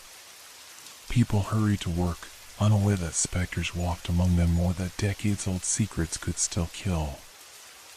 I paid my bill and left, keeping to crowded streets as I contemplated my next move. I couldn't go home, couldn't go to work.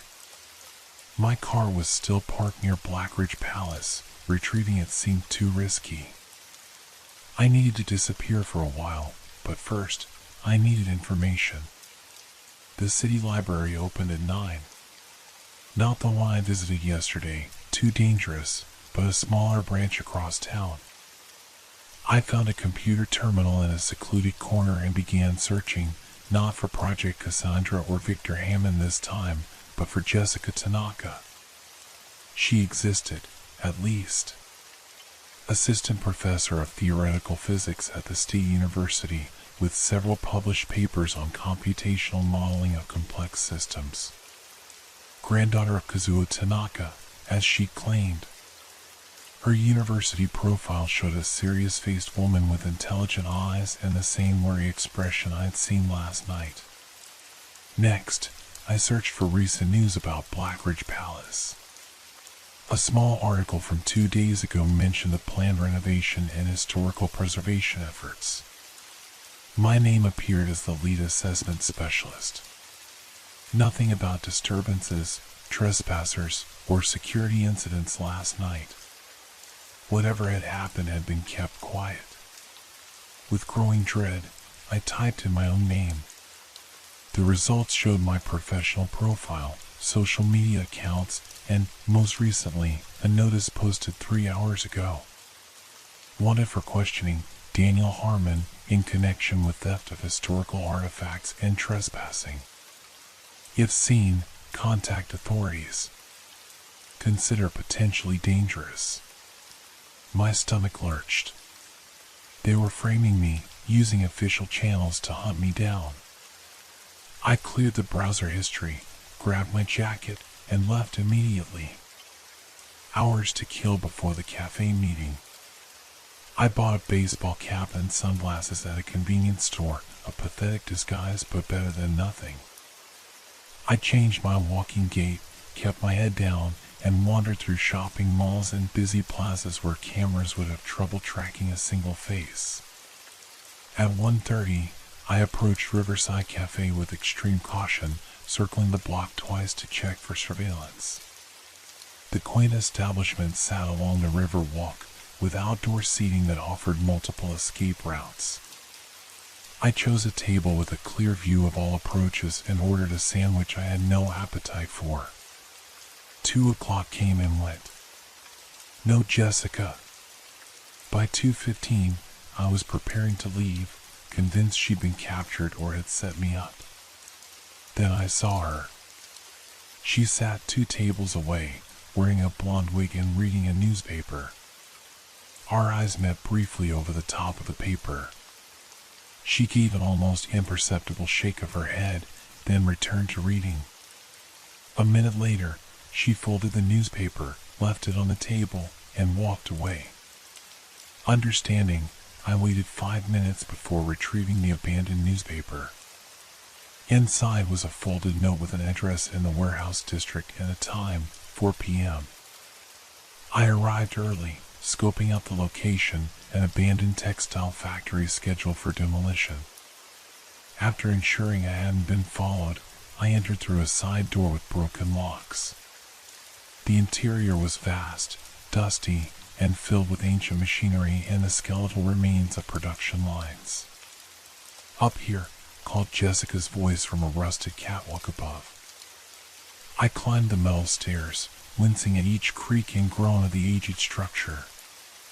Jessica waited in what had once been a supervisor's office overlooking the factory floor. She'd set up a makeshift workspace, laptop, portable printer, and documents spread across an old desk. "Were you followed?" she asked immediately. "I don't think so." "You?" "No. But they're looking everywhere. They've frozen my university accounts, listed my apartment for police search. They're calling it industrial espionage, claiming we stole proprietary historical artifacts." I gestured to the materials on the desk. "Is that what we found last night?" Jessica nodded grimly. "And it's worse than I imagined." She pointed to the hard drive. "This contains the complete Project Cassandra dataset and algorithms. My grandfather's notes explain everything." She showed me printed documents, complex equations, data tables, and handwritten journals. They developed a predictive model combining climate science, resource allocation, political stability indicators, and hundreds of other variables. The model predicted global outcomes with unprecedented accuracy. "What kind of outcomes?" Her face darkened. "Systemic collapse, resource wars, mass population displacement, extinction-level events." The room seemed to grow colder, though no ghostly presence manifested. "That's what was on the microfilm," I said quietly. "Predictions. Timelines for disaster." "Yes, but there's more." Jessica pulled up a file on her laptop. The think tank didn't just identify problems, they developed solutions. Radical restructuring of global economies, energy transition roadmaps, resource management systems, population stabilization strategies. Everything needed to avert catastrophe. So why kill them? Why suppress solutions? Her laugh was bitter. Because the solutions required dismantling the very power structures that still control our world. Oil companies, weapons manufacturers, agricultural conglomerates, all would have lost trillions. Governments would have faced complete reorganization of their priorities and infrastructure. I studied a timeline document showing intervention points and deadlines. Many had already passed. It's too late for some of these measures. Yes, that's the tragedy. They killed 8 people and suppressed information that could have prevented decades of suffering. Jessica's voice cracked slightly. My grandfather and his colleagues saw what was coming 50 years ago. They had solutions, and they were silenced. But who silenced them? Who's still protecting this secret? Jessica pulled up another document. They called themselves Division 9. Started as a joint task force between intelligence agencies and corporate security, explicitly formed to contain destabilizing information from Project Cassandra. After the assassinations, they never disbanded. They're still operating? After all this time? With different personnel, of course, but the same mission. She pointed to surveillance photos of suited men and women entering and exiting nondescript buildings. I've tracked them for years, even before the ghosts started communicating with me. Small but powerful, with connections throughout government and industry. A crash from somewhere in the factory below interrupted us. We froze, listening intently. Another noise, the unmistakable sound of a door being forced open. They found us, Jessica whispered, quickly gathering the most crucial documents and the hard drive. We need to split up again. No, I countered. That's what they want. Together we have a better chance. Footsteps echoed through the cavernous space below, multiple sets moving with coordinated precision. I peered through the dusty window of the office. 4 figures in tactical gear were spreading out across the factory floor, weapons drawn. Backstairs, Jessica hissed, pointing to a narrow metal staircase leading to the roof. We hurried up the rusted steps, wincing at each betraying squeal of metal. Behind us, voices called out commands, flashlight beams cutting through the factory's gloom. We emerged onto the flat roof, the late afternoon sun momentarily blinding after the dark interior. Now what? I gasped, scanning for escape routes. The neighboring warehouse was slightly lower, perhaps 15 feet away across an alley. A desperate jump, but possible. We have to clear that gap, I said, pointing. Jessica nodded, clutching her backpack containing our evidence. You first. I'll throw this across, then follow. I backed up for a running start, heart hammering.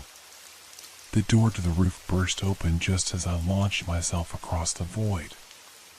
For one terrible moment, I was suspended in empty air, then I crashed onto the neighboring roof, rolling painfully across tar paper and gravel. Jessica threw her backpack across. I caught it as the first shots rang out, bullets pinging off the rooftop around me. She was trapped, pinned down by gunfire. Jump! I screamed. Now! She ran and leapt as more shots cracked through the air. Time seemed to slow as she soared across the gap, arms outstretched. She wasn't going to make it, her trajectory falling short. I lunged forward, grabbing her wrists as she slammed into the side of the building. Her legs dangled over the alley 4 stories below. With strength born of desperation, I pulled her upward as bullets struck around us. Finally, she rolled onto the roof beside me, gasping. Run, she panted, blood seeping from a gash on her forehead. Access door. That way. We sprinted across the roof as our pursuers prepared to make the same jump. The access door was locked, but a fire escape offered an alternative route down. We descended as quickly as we dared, metal rattling beneath our feet. In the alley below, A homeless man stared in surprise as we clattered down beside him. $20 if we can borrow your cart and coat for 5 minutes, Jessica said breathlessly, pulling bills from her pocket. Confused but agreeable, the man surrendered his layered coats and shopping cart filled with recyclables. Jessica donned the filthy outer coat while I hunched over the cart, pushing it quickly out of the alley and onto a busy street just as our pursuers reached the bottom of the fire escape. We shuffled along, 2 apparent homeless people, invisible to the indifferent crowds around us. Half a block ahead, men in tactical gear emerged onto the sidewalk, scanning faces. We turned down a side street before they spotted us. "We need to get out of the city," Jessica said through gritted teeth. "They'll lock you down looking for us."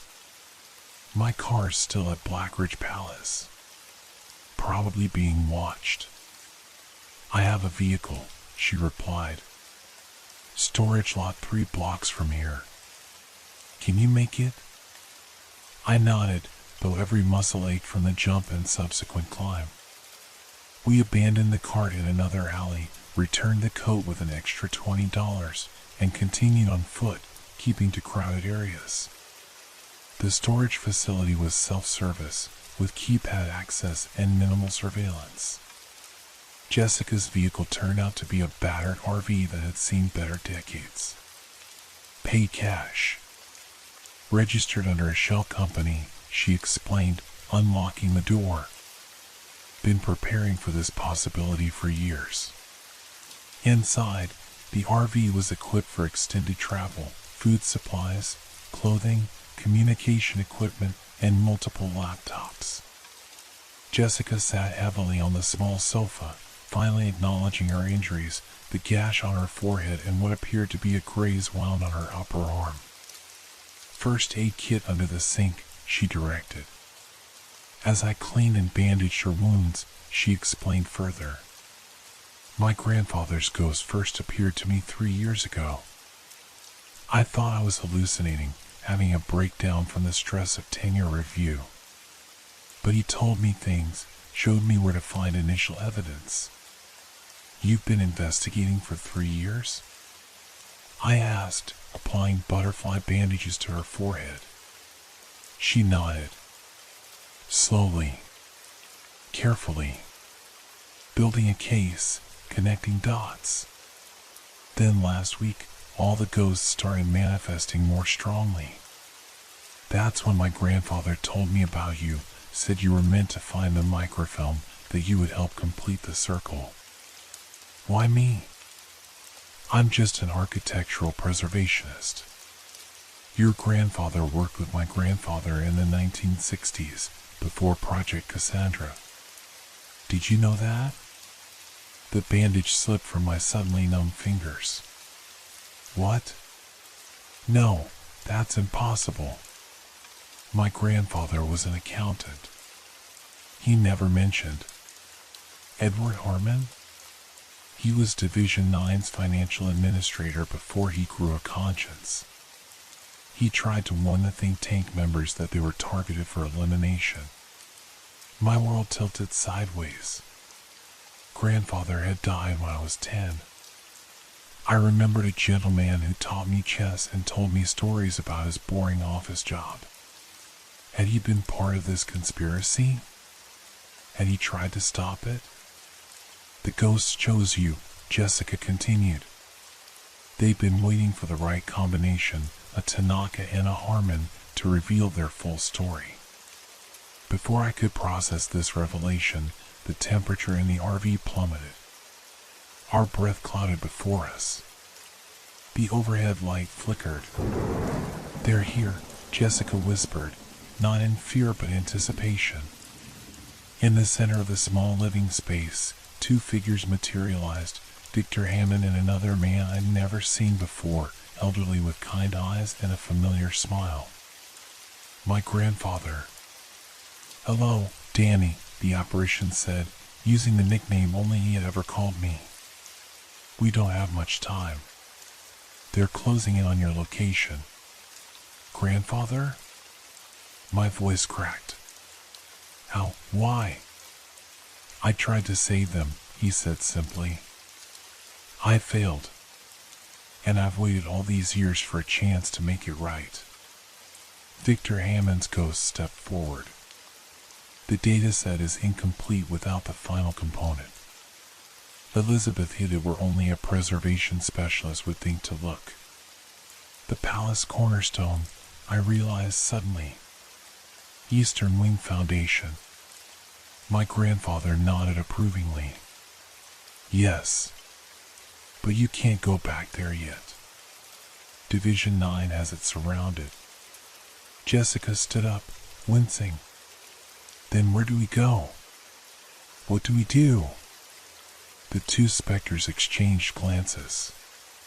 West, Victor said. To the mountain facility. Where it all began. Where the original algorithms were developed. 300 miles. Abandoned research station, my grandfather elaborated. The access credentials are hidden in my old chess set. Bottom of the rook. The chess set in my apartment? I asked incredulously. The one you gave me for my 10th birthday? He nodded, smiling sadly. I've been preparing you your whole life, Danny. Even from beyond. The apparitions began to fade, the temperature slowly rising. They know we're communicating, Victor said urgently. They have technology that disrupts the energy patterns we use. You must go. Now. Tonight. Wait. I called out. How do we know this isn't a trap? How can we trust? Trust the palace, my grandfather's fading voice whispered.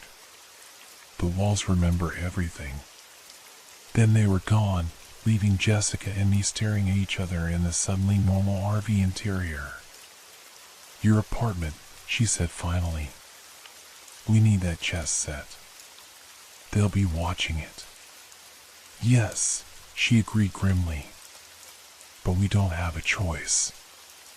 As night fell, we drove away from the storage facility, formulating a dangerous plan to retrieve a chess piece that might hold the key to a 50-year-old conspiracy, a conspiracy that had already claimed 8 lives and now threatened to claim ours as well. Behind us, invisible to living eyes, the ghosts of Blackridge Palace followed, their unfinished business compelling them across the boundaries of death itself. Jessica parked the RV 3 blocks from my apartment building, in the shadow of an underpass where surveillance cameras were likely to miss us. Night had fully descended, the city lights creating a false aurora against low clouds. 2 men watching the front entrance, she reported, lowering high-powered binoculars. Probably more covering other exits and possibly inside your apartment itself. There's a service entrance through the parking garage, I said. Maintenance uses it. The lock is broken, has been for months. We formulated a simple plan. Jessica would create a diversion at the main entrance while I slipped in through the garage and retrieved the chess set. 20 minutes max, then rendezvous at the eastern edge of Patterson Park.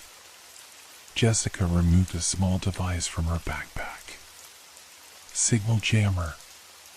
Will disrupt communications and cameras for about 3 minutes. Not long, but should be enough to confuse them. Where did you get all this equipment? I asked, still struggling to reconcile the academic I've researched with this prepared operative. 3 years of investigating a global conspiracy teaches you things. She checked her watch. Midnight. Let's move. We approached separately, Jessica circling to the front while I crept through the shadows toward the parking structure. The night felt unnaturally still, the usual urban soundtrack muted to my heightened senses. As I reached the garage entrance, I heard a commotion from the street, Jessica's diversion beginning. The service door's lock was indeed still broken. I slipped inside and took the stairs, avoiding the elevator and its cameras. My apartment was on the 4th floor, Unit 43. The hallway was deserted when I emerged from the stairwell, but I stayed close to the wall, moving quickly and quietly.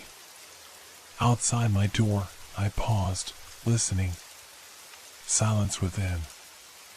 I inserted my key with trembling fingers and entered my own home like a burglar. Everything appeared untouched, but subtle wrongness permeated the space, chairs positioned slightly differently, books not quite aligned as I'd left them. They had searched already. The question was, had they found what they were looking for? The chest set sat on the bookshelf where it had always been, hand-carved wooden pieces my grandfather had given me, one of my few keepsakes of him.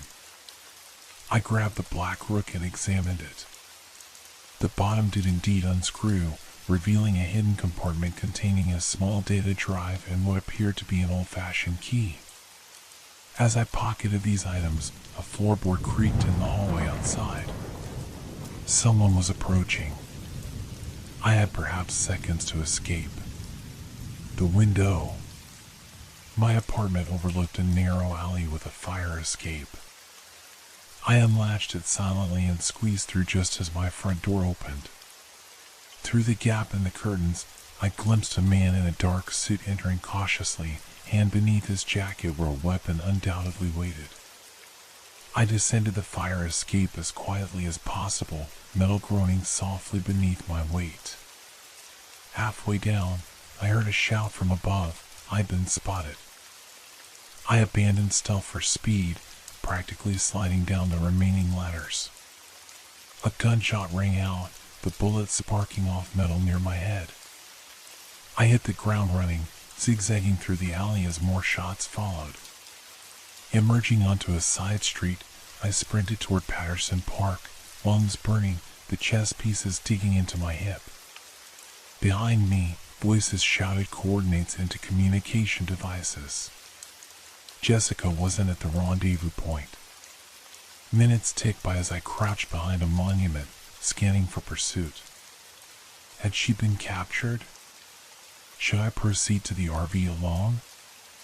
A hand touched my shoulder. I nearly screamed. "It's me," Jessica whispered, melting out of the shadows. Her right arm hung awkwardly, fresh blood staining her sleeve. "We need to move. Now." We ran through the darkened park, shortcuts taking us back toward the underpass where the RV waited. Jessica stumbled several times, clearly weakening from blood loss. "What happened?" I asked as we paused behind a maintenance shed. "Two more operatives than we spotted," she gasped. "One got a piece of me. I got a piece of him too." The implications chilled me. This physicist, this professor, had just engaged in armed combat with government operatives. I was now allied with someone capable of violence I couldn't comprehend. "Jessica, who are you really?" Her eyes met mine, pain and determination intermingling. "I told you. Kazuo Tanaka's granddaughter. Everything else is what this mission has made me." We reached the RV without further incident. Once inside, I helped Jessica clean and bandage her new wound, a deep gash across her bicep that probably needed stitches but would have to make do with butterfly bandages and gauze. "Did you get it?" she asked as I worked. I produced the data drive and key. No idea what they access, but my grandfather seemed to think they're important. "The mountain facility," Jessica murmured. "We need to reach it before Division 9 realizes where we're headed." We pulled out of the city an hour later, taking back roads west toward the mountains.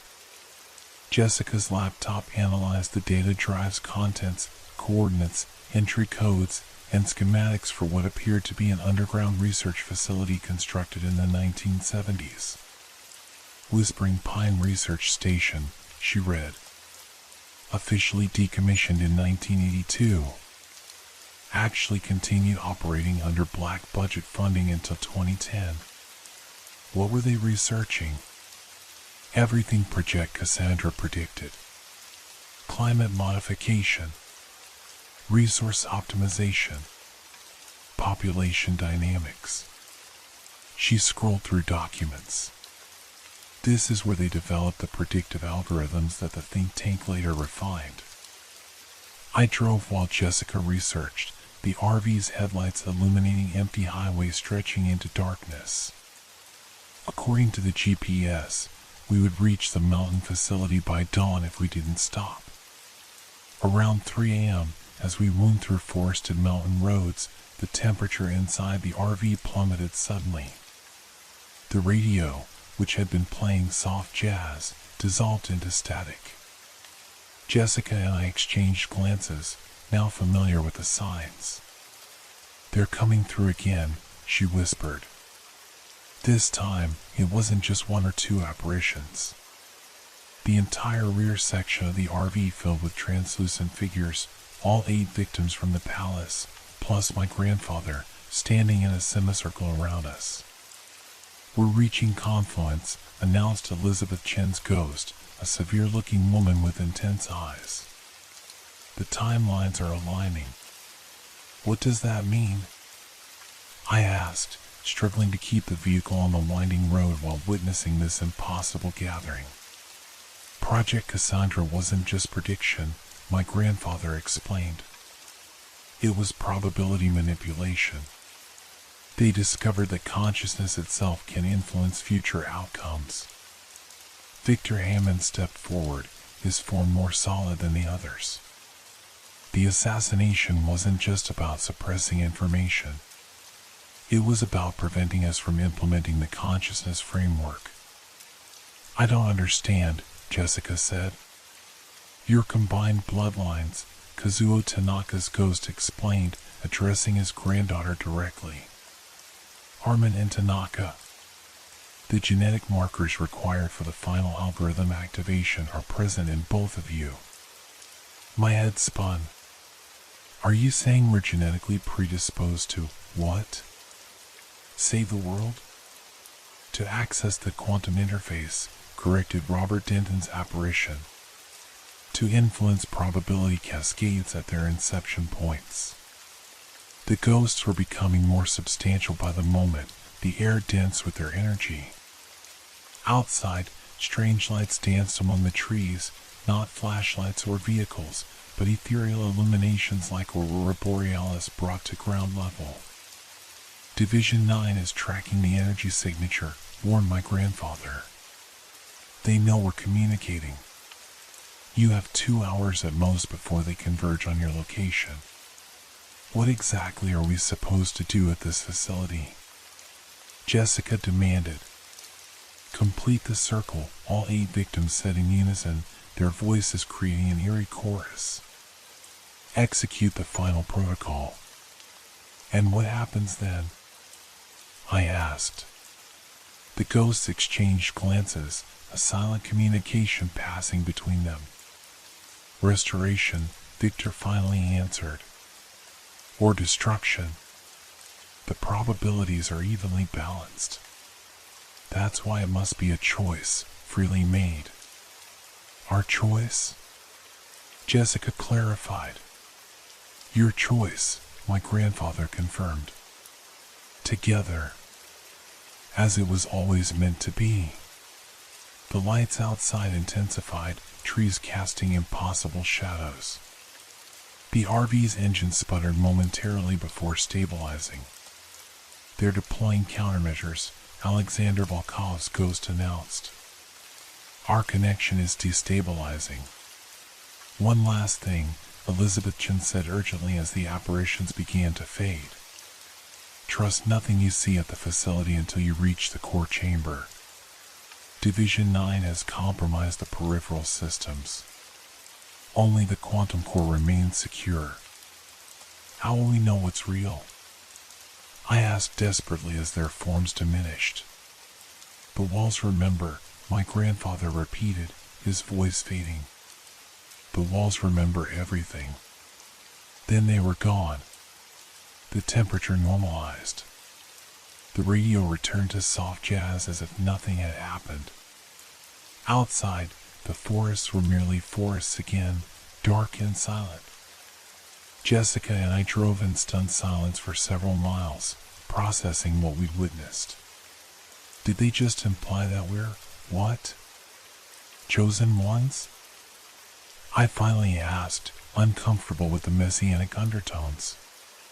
More like compatible operators, Jessica replied, her scientific mind clearly working through the implications.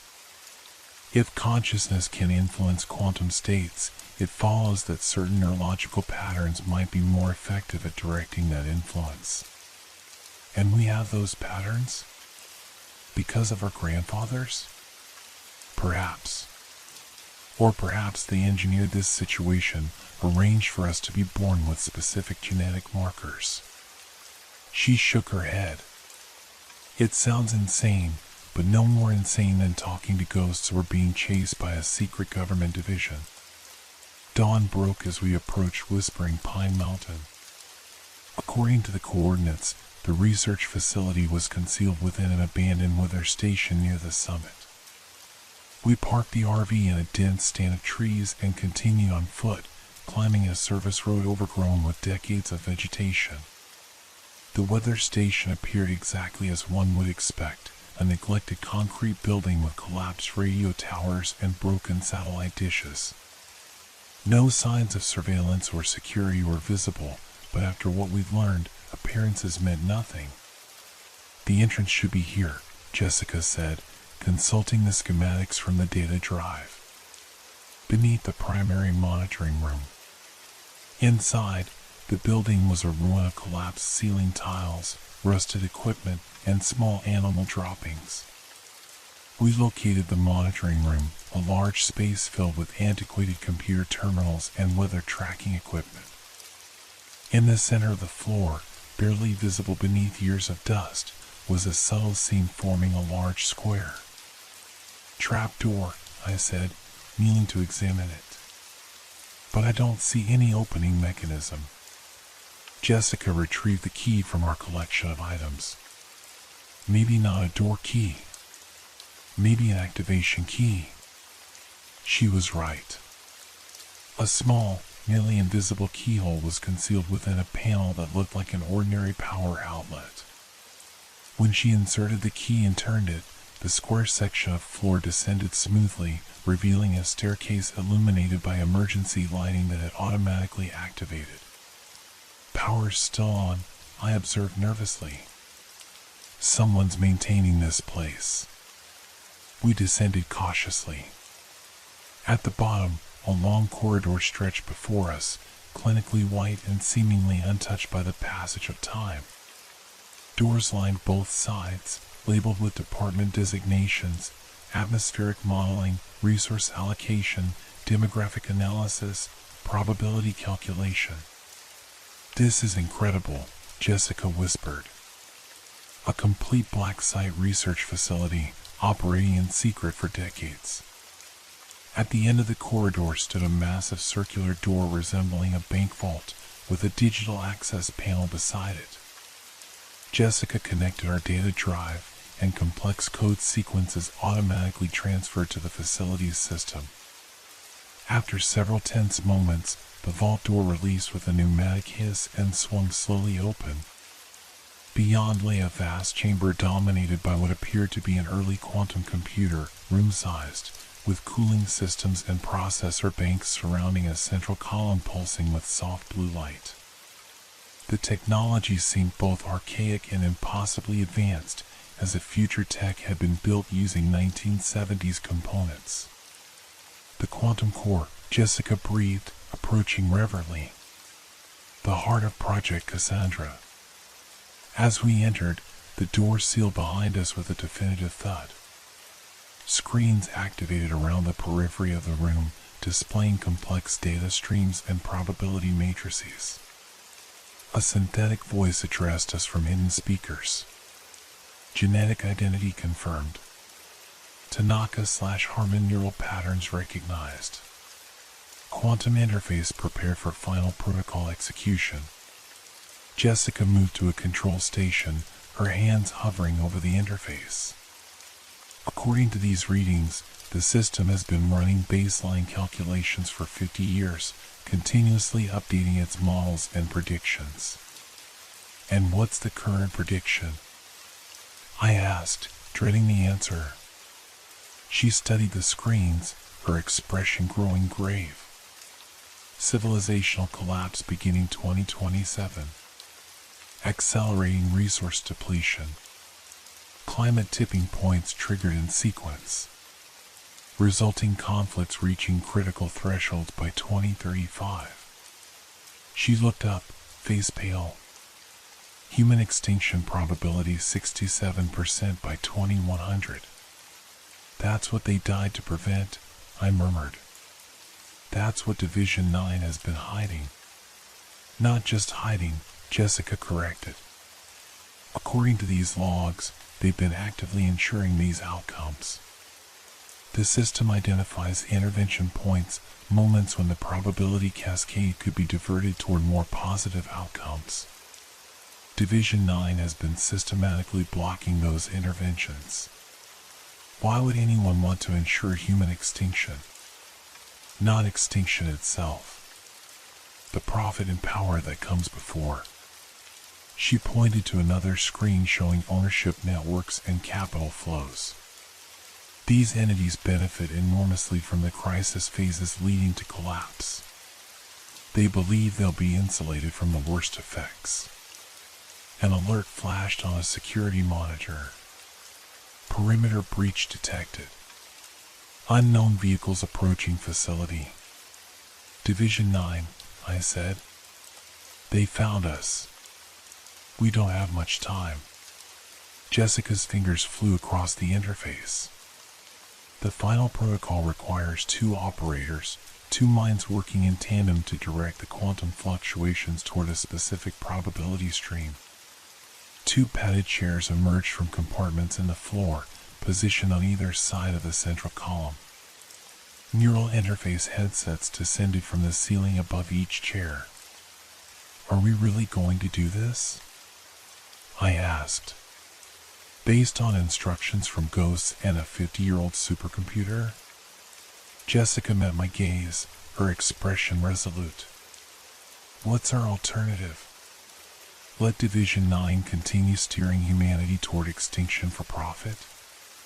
The facility's lights flickered. Alarms sounded from upper levels. Intruders have breached main entrance, the synthetic voice announced. Security protocols failing. Estimated time to core breach, 3 minutes. Jessica took my hands. I believe this is what our grandfathers prepared us for. Why they guided us here. Why the victims of Blackridge Palace refused to rest. But the ghost said it could result in destruction, I reminded her. Or restoration. Balances between hope and catastrophe are rarely guaranteed either way.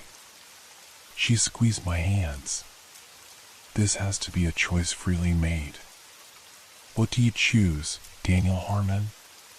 In that moment, as alarms blared and unknown men with guns descended toward us, I thought of the ghostly figures who had guided us here, brilliant minds silenced before their time, refusing to accept that silencing even in death. I thought of my grandfather, who had secretly prepared me for this moment my entire life. I thought of the walls of Blackridge Palace, which remembered everything, every conspiracy, every murder, every betrayal, but also every noble intention and sacrifice made in service of a better future. I choose to try, I said finally. I choose hope. Jessica nodded, relief evident in her eyes. Together, then. We took our positions in the chairs as the facility shook with distant explosions. The neural interfaces lowered onto our heads, cold metal pressing against our temples. Final protocol initiating, announced the system. Quantum probability stream access enabled. The blue light from the central column intensified, surrounding us in an ethereal glow.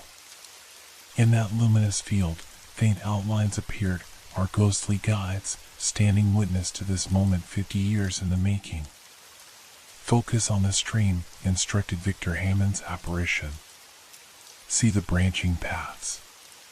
Choose the one that leads toward life, toward balance. Jessica and I locked eyes across the quantum core as the facility's outer doors gave way to explosive charges. The screams and shouts of Division 9 operatives echoed down the corridors, drawing closer by the second. In my mind's eye, I saw it, a vast flowing network of light, infinitely branching and recombining. Probability streams, countless possible futures all existing simultaneously until observed and chosen. Some paths glowed dim and sickly, others pulsed with vibrant potential. Jessica's consciousness merged with mine within the interface, our combined awareness expanding to encompass the vast quantum landscape. Together, we reached for a particular stream, one where cooperation overcame greed, where sustainability replaced exploitation, where the warnings of Project Cassandra were finally heeded before the point of no return. As Division 9 breached the final door, weapons raised, the quantum core erupted with blinding light. The probability stream we'd selected surged with energy, reality itself seeming to waver and reform around us. Then, silence. The light faded gradually. The neural interfaces retracted. Around us, the quantum core hummed peacefully, its displays showing new probability matrices, new potential futures. The doorway where Division 9 operatives had stood was empty. The alarms had ceased. Did we? I began, unable to complete the thought. I don't know, Jessica replied, removing her interface headset. I don't think we'll know immediately what we've done. As if in answer, the screens around us flashed with new information, news feeds, scientific reports, policy announcements. Events that hadn't existed moments before, unfolding in a cascade of positive change. A global climate initiative with actual enforcement mechanisms. Breakthrough energy technologies suddenly receiving mainstream attention. Resource allocation algorithms being implemented by major governments. We shifted the probability stream, Jessica whispered in awe. We actually did it. The ghostly figures surrounding us began to fade, their forms growing transparent as their unfinished business reached completion. My grandfather smiled at me one last time before dissolving into the air. Only Victor Hammond remained momentarily, his expression both triumphant and cautious. It's begun, he said, but not completed. Probability streams require maintenance, continuous choice. We've given humanity a chance, not a guarantee. What happens now? I asked. You live, he replied simply. You monitor. You intervene when necessary. The quantum core will guide you. His form began to dissipate. The palace will always remember. And so will we. Then he too was gone, the last of the Blackridge Palace victims finally finding peace. Jessica and I emerged from the facility into bright sunshine. The armed forces we'd expected were nowhere to be seen.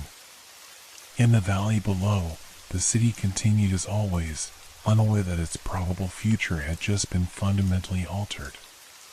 My phone, silent for days, suddenly chimed with notifications, dozens of missed calls from my supervisor, confused messages about my unexplained absence, news of a government decision to halt the renovation of Blackridge Palace pending historical significance review. Division 9? I asked Jessica. Will they come after us again? She checked her own devices, scanning news and secure channels she'd established during her years of investigation. I don't think they exist anymore, at least not in this probability stream. We've shifted to a reality where they never consolidated power. That's convenient. She smiled wryly. Quantum mechanics rarely makes intuitive sense. But I suspect we'll need to remain vigilant. Other forces with similar interests may arise. We made our way back to the RV, both physically exhausted but mentally electrified by what we'd accomplished.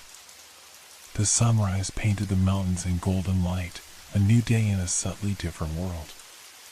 The palace, I said suddenly, remembering. We should go back. To find what Marguerite hid in the eastern marble. Jessica nodded. And to listen to the walls. They remember everything. As we drove down the mountain, away from the secret facility that had changed the course of human history, I felt the weight of responsibility settling onto my shoulders. We had altered probability, not destiny. The future remained unwritten, requiring continued vigilance and intervention. But for the first time since entering Blackridge Palace and hearing those ghostly whispers, I felt something I'd almost forgotten existed. Hope. In the palace where 8 brilliant lives had been cut short, where walls had absorbed and remembered decades of secret knowledge, where forgotten glory echoed in empty halls, there, our journey had begun. And there, I suspected, we would return many times as guardians of the new probability stream we had chosen. Because some things were too important to forget. Some voices deserve to be heard, even from beyond the grave. And some walls remembered everything, including the future that might have been, and the better one we had chosen instead. What if the artifacts aren't just telling stories? What if they're trying to finish them? The question lingered in my mind as I locked the door behind the last visitors of the day. The Metropolitan Museum of Ancient History fell into its familiar evening silence, a silence that had begun to feel different lately. More watchful. More alive. My name is Daniel Hargrove, and after 15 years as the museum's lead curator of pre-classical antiquities, I should feel at home among these relics.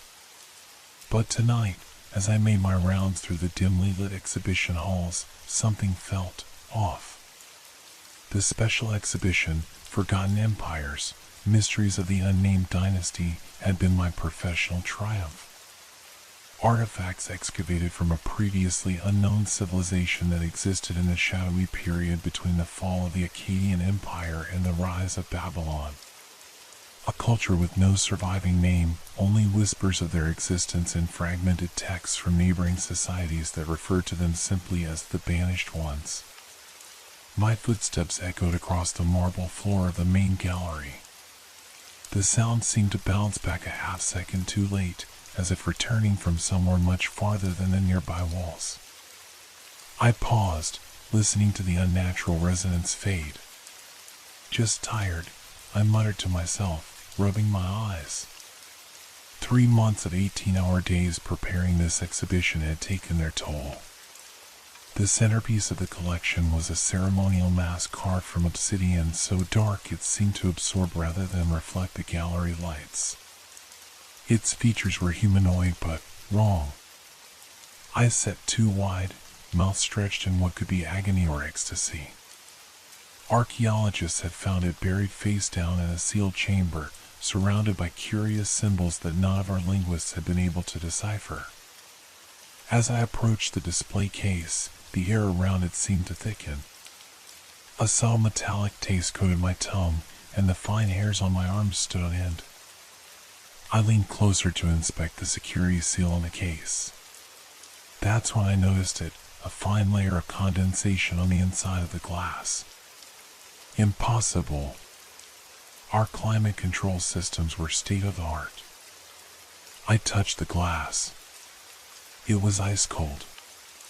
Inside the case, something impossible happened. A single droplet of what looked like water formed at the corner of the mask's eye.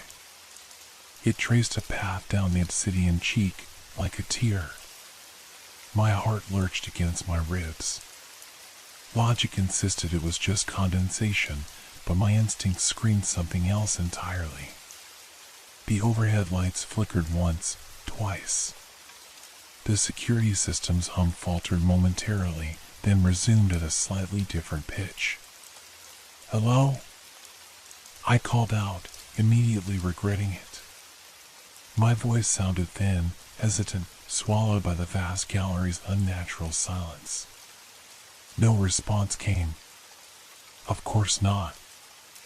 I was alone. Wasn't I? From the corner of my eye, I caught a flicker of movement reflected in a glass display. When I turned, there was nothing there. Just the ancient artifacts, silent witnesses to thousands of years of human history. I pulled out my phone to call security, but the screen showed no service. Strange. Coverage was usually excellent throughout the building. The screen flickered, then displayed a string of unfamiliar symbols, similar to those found in the burial chamber with the mask. They pulsed once, twice, then the phone went dead. A soft whispering sound drifted from the adjoining gallery. Words just below the threshold of comprehension, spoken in a language I almost recognized from my years of study, yet couldn't quite place. Every instinct urged me to leave, to walk out into the safe, modern world beyond these walls. Instead, I found myself moving toward the sound, drawn by professional curiosity and something else, something older and more primal. A need to know. As I crossed the threshold into the next gallery, the temperature plummeted. My breath clouded in front of me. The glass cases here contained clay tablets, their surfaces covered with the same indecipherable script. And they were glowing, a subtle, pulsing blue luminescence that cast long, distorted shadows across the floor. In my 15 years at the museum, I had encountered many unexplainable things. Ancient artifacts that seemed to defy modern scientific explanation. Coincidences too perfect to be coincidental. But nothing like this. The whispering grew louder as I approached the tablets, resolving into a rhythmic chant. Though I couldn't understand the words, their meaning seemed to hover just beyond my comprehension, like a half-remembered dream. One phrase repeated, growing clearer with each iteration: the gateway opens. My fingers trembled as I reached toward one of the tablets, not touching the glass but hovering inches away. The blue glow intensified, responding to my proximity. The chanting stopped abruptly. Complete silence fell, more absolute than any natural quiet. The kind of silence that exists only in sealed tombs untouched for millennia. That's when I felt it, the unmistakable sensation of breath on the back of my neck. Warm, alive, and impossibly ancient. I didn't turn around. Couldn't. My muscles locked in place as that ancient breath whispered across my skin. Not real, I told myself. Not possible. The rational part of my brain cataloged explanations, a draft from the ventilation system, sleep deprivation hallucinations, stress-induced paranoia. 15 years of academic training insisted there was a logical explanation. But 15 years surrounded by artifacts from civilizations that believed in forces beyond human comprehension had taught me something else. Sometimes the rational explanation isn't the correct one. The breath against my neck withdrew. The pressure of a presence behind me dissipated. I exhaled shakily and forced myself to turn around. The gallery stretched empty behind me. Display cases stood silent and undisturbed. Nothing moved in the shadows between exhibits. Yet something had changed. The space felt wrong somehow, as if the dimensions had subtly shifted. The ceiling seemed higher, the walls farther apart. Like looking at a familiar room through a funhouse mirror. I backed away from the glowing tablets, my shoe catching on something that hadn't been there moments before. I looked down. A trail of dusty footprints crossed the polished floor, too small to be mine, with a strange gait that suggested their maker walked differently than a modern human. They led from the obsidian masks displayed toward the museum's east wing, which housed artifacts from even older civilizations. Common sense screamed at me to call security, to leave the building and return with help. But as curator, these artifacts were my responsibility. If something was happening to the collection, something impossible, I needed to understand it. I followed the footprints, phone clutched uselessly in my hand. They led through galleries of Sumerian pottery, past Egyptian funerary artifacts, and into the small, dimly lit room dedicated to humanity's oldest religious items. Here, the footprint stopped before a small stone figurine, one of the museum's oldest pieces. A crude humanoid shape carved from black stone some 20,000 years ago, its features worn nearly smooth by time. We displayed it as a fertility deity, Upper Paleolithic, but the truth was, no one knew what it represented. The display case was open. The alarm should have triggered instantly. Instead, silence hung heavy in the air. The figurine was gone. In its place lay a small object I'd never seen before, a disc of polished bone, etched with spiral patterns that seemed to move when viewed from the corner of my eye. My hand moved toward it almost of its own volition. Professional training screamed against touching an unknown artifact with bare hands, but some deeper impulse overrode my better judgment. The moment my fingers made contact with the bone disc, the gallery around me blinked. For a fraction of a second, I saw something else overlaid on the familiar room. Stone walls instead of plaster. Flickering torchlight instead of electric bulbs. Figures in unfamiliar robes moving purposefully around a central altar. Then reality snapped back, leaving me gasping. The bone disc felt warm against my skin, almost vibrating with energy. I should have placed it back in the display case, called security, followed protocol. Instead, I slipped it into my pocket. The lights flickered again, longer this time. When they stabilized, the room had changed. Subtle differences, display cases arranged slightly differently, informational placards bearing unfamiliar text. And dust. A fine layer covered everything, as if the gallery had been abandoned for years. "Hello?" I called again. My voice sounded wrong, flatter, with strange acoustic properties, as if the room's dimensions had changed. A response came this time, not in words, but in a soft, melodic humming from somewhere deeper in the museum. I moved toward the sound, passing through galleries that grew increasingly unfamiliar. Exhibits I'd never seen before. Artifacts labeled in scripts I couldn't read. The architecture itself shifted, doorways narrower, ceilings higher, the modern museum gradually transforming into something older, something that had never existed in the building's blueprints. The bone disc pulsed warmly in my pocket with each step I took. I reached a junction where 3 corridors met. The humming came from the leftmost passage, which descended into darkness. No emergency lights illuminated the way. No exit signs glowed reassuringly. This wasn't my museum anymore. The rational part of my mind still fought to explain what was happening. A dream. A hallucination. Perhaps I'd fallen, hit my head, and was lying unconscious somewhere while my brain constructed this elaborate scenario. But the cold air against my skin felt too real. The distant humming too precise in its strange melody. I took my phone out again.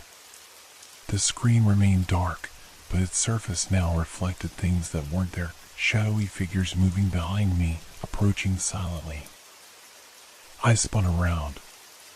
The corridor stretched empty. When I looked back at the phone, the reflection remained, figures drawing closer, their features indistinct but their movements purposeful. I nearly dropped the phone in shock. Instead, I pocketed it with trembling hands and faced the descending corridor. "This isn't happening," I whispered, even as I began walking down the sloping passage. The humming grew louder with each step. The walls changed as I descended. Modern drywall gave way to exposed brick, then rough-hewn stone. The floor transitioned from polished marble to uneven flagstones. The air grew colder, damper, carrying the unmistakable scent of earth and age. The corridor ended at a massive wooden door bound with iron, its surface carved with the same indecipherable symbols that had appeared on my phone. The humming emanated from beyond this door, no longer a distant sound but a palpable vibration that made my teeth ache and my vision blur at the edges.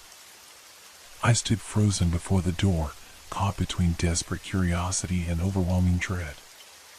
The bone disc in my pocket burned hot suddenly, almost searing through the fabric. I pulled it out with a gasp.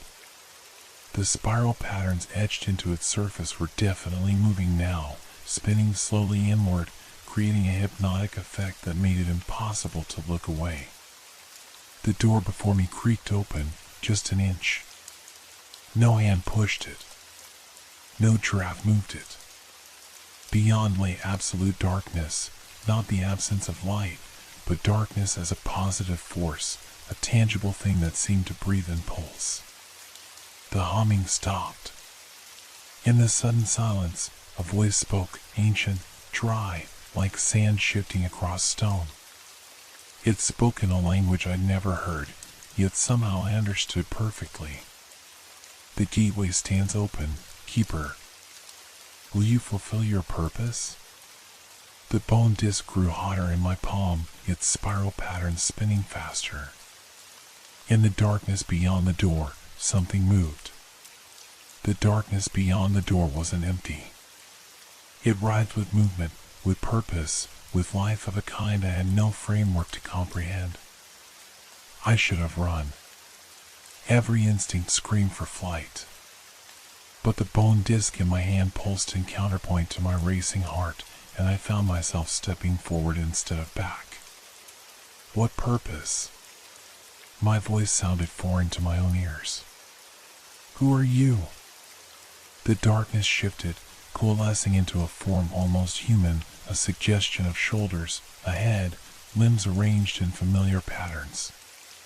But the proportions were wrong, elongated and fluid, as if the concept of a fixed physical form was merely a courtesy extended for my benefit. We are the forgotten, the shape said, its voice coming not from the approximation of a head but from everywhere at once, resonating inside my skull. And you are the Keeper. I'm a curator, I corrected automatically, academic precision asserting itself even in this impossible situation. Dr. Daniel Hargrove, Department of Pre-Classical. Titles change. Function remains. The darkness rippled. You guard. You preserve. You interpret. Keeper. The bone disc burned hotter, and with a gasp of pain, I nearly dropped it. As if responding to my distress, the temperature moderated, becoming merely warm against my skin. The mask, I said, understanding dawning. The tablets. They're yours? A sound emerged from the darkness, something like laughter, but hollow and echoing as if traveling across vast distances. Not ours. We are theirs. As you will be. The shadow figure extended what might have been an arm, pointing back the way I had come. I turned to look. The corridor had changed again. It now stretched endlessly, lined on both sides with glass cases. Inside each case stood a figure, museum guards, visitors, other curators I recognized, each frozen in postures of terror or surprise. Their skin had an odd, glossy texture, like polished stone. With growing horror, I realized they weren't statues. Somehow, they had been transformed, preserved, converted into artifacts themselves. What have you done to them? I demanded, backing away from both the shadow figure and the horrific gallery. What was done to us? The shadow figure's voice held no emotion I could recognize. The cycle continues. Those who unearth what was buried must take our place, so we may walk free. The implications hit me with physical force. The unnamed dynasty, the banished ones, they hadn't been a civilization. They had been people like me, from some ancient culture, who discovered something they shouldn't have. And they had been replaced. How long? I asked, my voice barely a whisper. Time means nothing between worlds, the figure replied. For us, and I blink.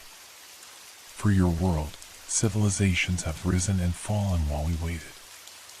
The bone disc pulsed again, and images flooded my mind, people from across history finding artifacts, feeling the same strange attractions I had felt, following the same trail to this impossible place.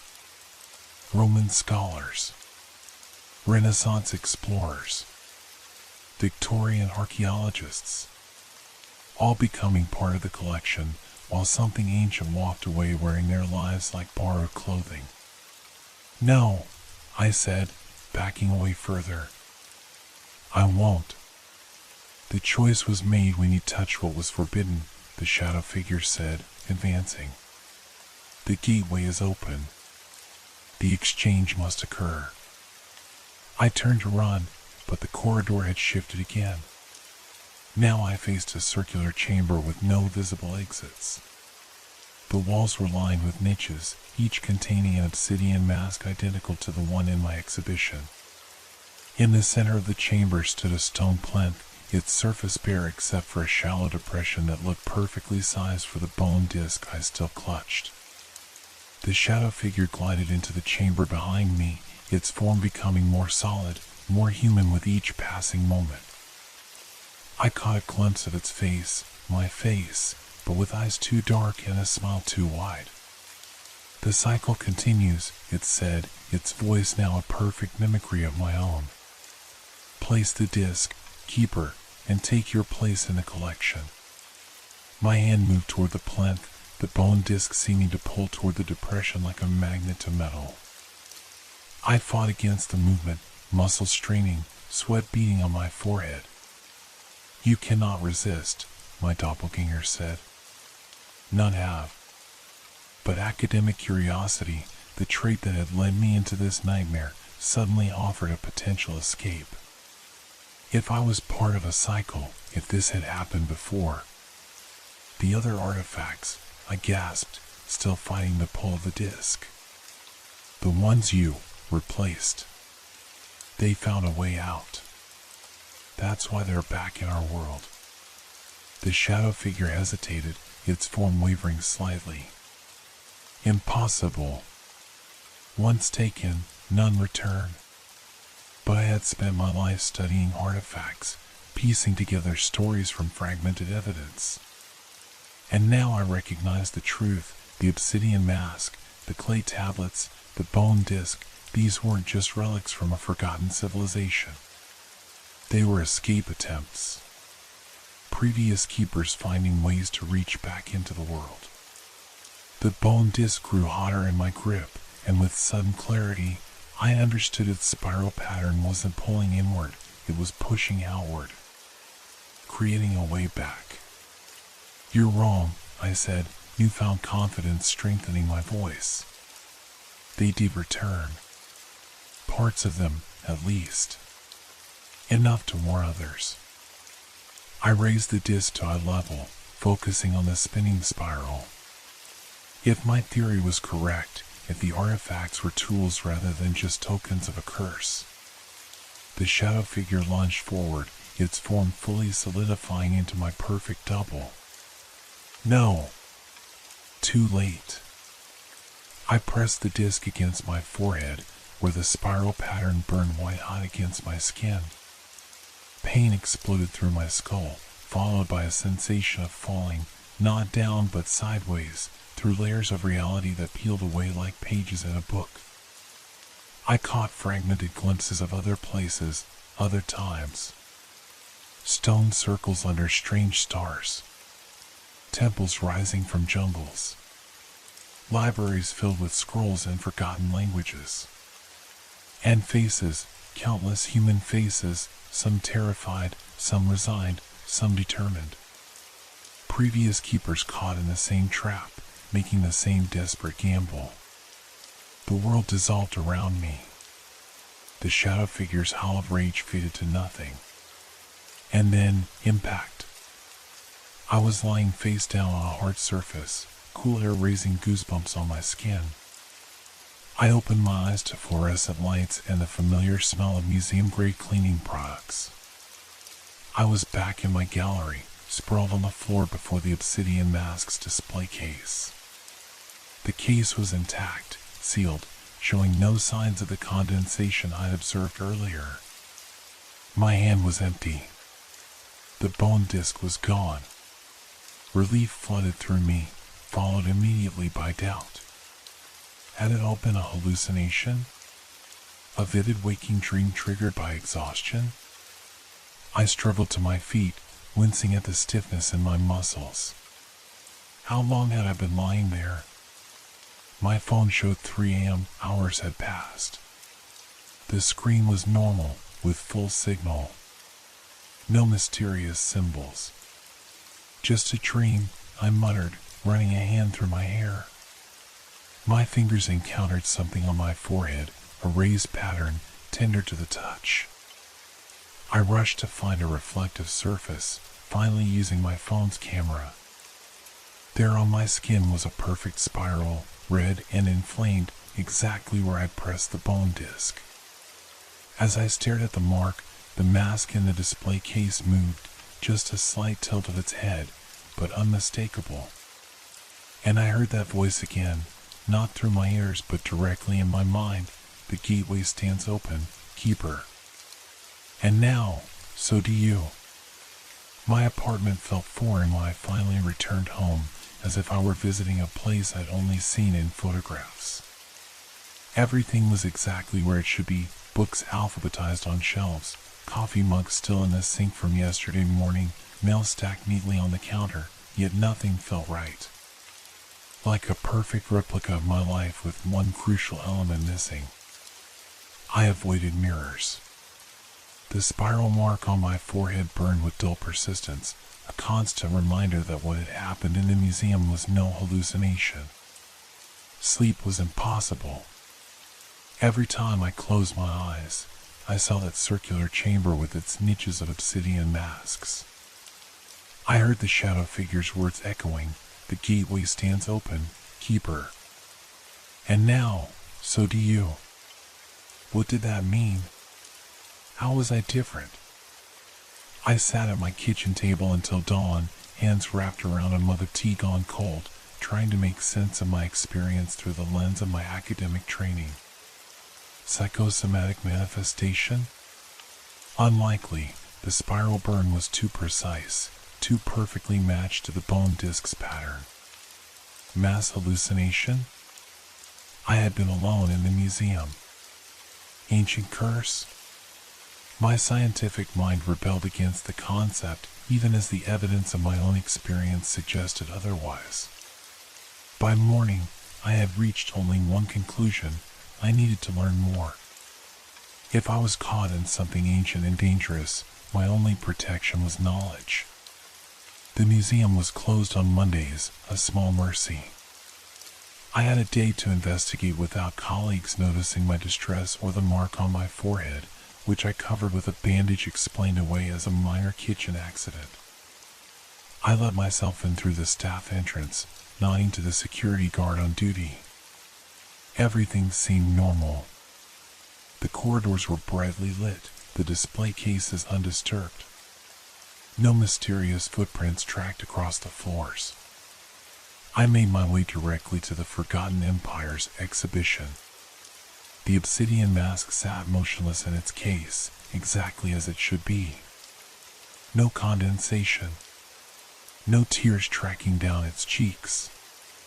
Yet as I approached, the spiral mark on my forehead pulsed in response, a flash of heat that made me wince. For a brief moment, I saw something else overlaid on the mask, a face, human and anguished, pressing outward as if trapped behind the obsidian surface. Then it was gone, leaving only the impassive artifact. Who are you? I whispered, pressing my palm against the glass. What happened to you? No answer came. But as my hand touched the display case, the world around me shifted. Not the complete transformation I'd experienced before, but a subtle thinning of reality. Colors became less vibrant. Sounds more muffled. As if I were viewing everything through a veil. And through that veil, I saw them, transparent figures moving through the gallery, examining displays with scholarly interest. People dressed in clothing from different historical periods, all with the same intense focus, the same spiral mark on their foreheads. Other keepers. Those who had come before me. One, a woman in Victorian-era clothing, her hair pulled back in a severe bun, turned and looked directly at me. Her eyes widened in surprise. "You can see us," she said, her voice distant but clear. How extraordinary. It took me years to perceive the between space. I stumbled back from the display case, and the phantom figures vanished. The world snapped back to normal solidity. My heart pounded painfully in my chest. I approached the case again, hesitantly placing my hand on the glass. The world thinned once more. The Victorian woman waited, watching me with academic interest. "Who are you?" I asked. "Dr. Eleanor Winthrop, formerly of the British Museum's Assyrian Antiquities Department," she replied. "And now, something else. As are you, by the look of that mark. What's happening to me? What does it mean to be a keeper?" Eleanor's expression softened with sympathy. "You've been changed, just as I was. The gateway has connected you to both worlds. You exist in the between space now." "Both worlds?" "Yours," she gestured to the museum around us, "and theirs." She pointed to the obsidian mask. "The forgotten exist in the spaces between worlds, neither fully here nor fully there. And now, so do you." Cold dread settled in my stomach. Am I dead? Not at all. Merely expanded. Your consciousness now perceives beyond the limitations of your original reality.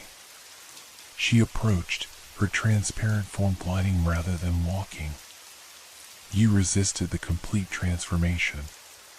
That's rare. Most keepers simply replace the entity waiting to escape. The shadow figure, I murmured. It looked like me. Your potential future, Eleanor confirmed.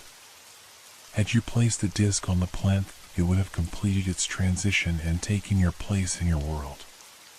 You would have taken its place in the collection. I thought of the gallery of transformed people I'd seen, museum staff and visitors converted to exhibits. But I didn't, I said. I used the disc differently. Yes. Eleanor's form flickered slightly. You understood what we've been trying to communicate through the artifacts. Clever.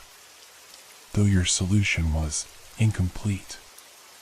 What do you mean? She gestured to the spiral mark on my forehead. The gateway remains open within you. You're caught between worlds now, just as we are. Neither fully here nor fully there. How do I close it? I demanded.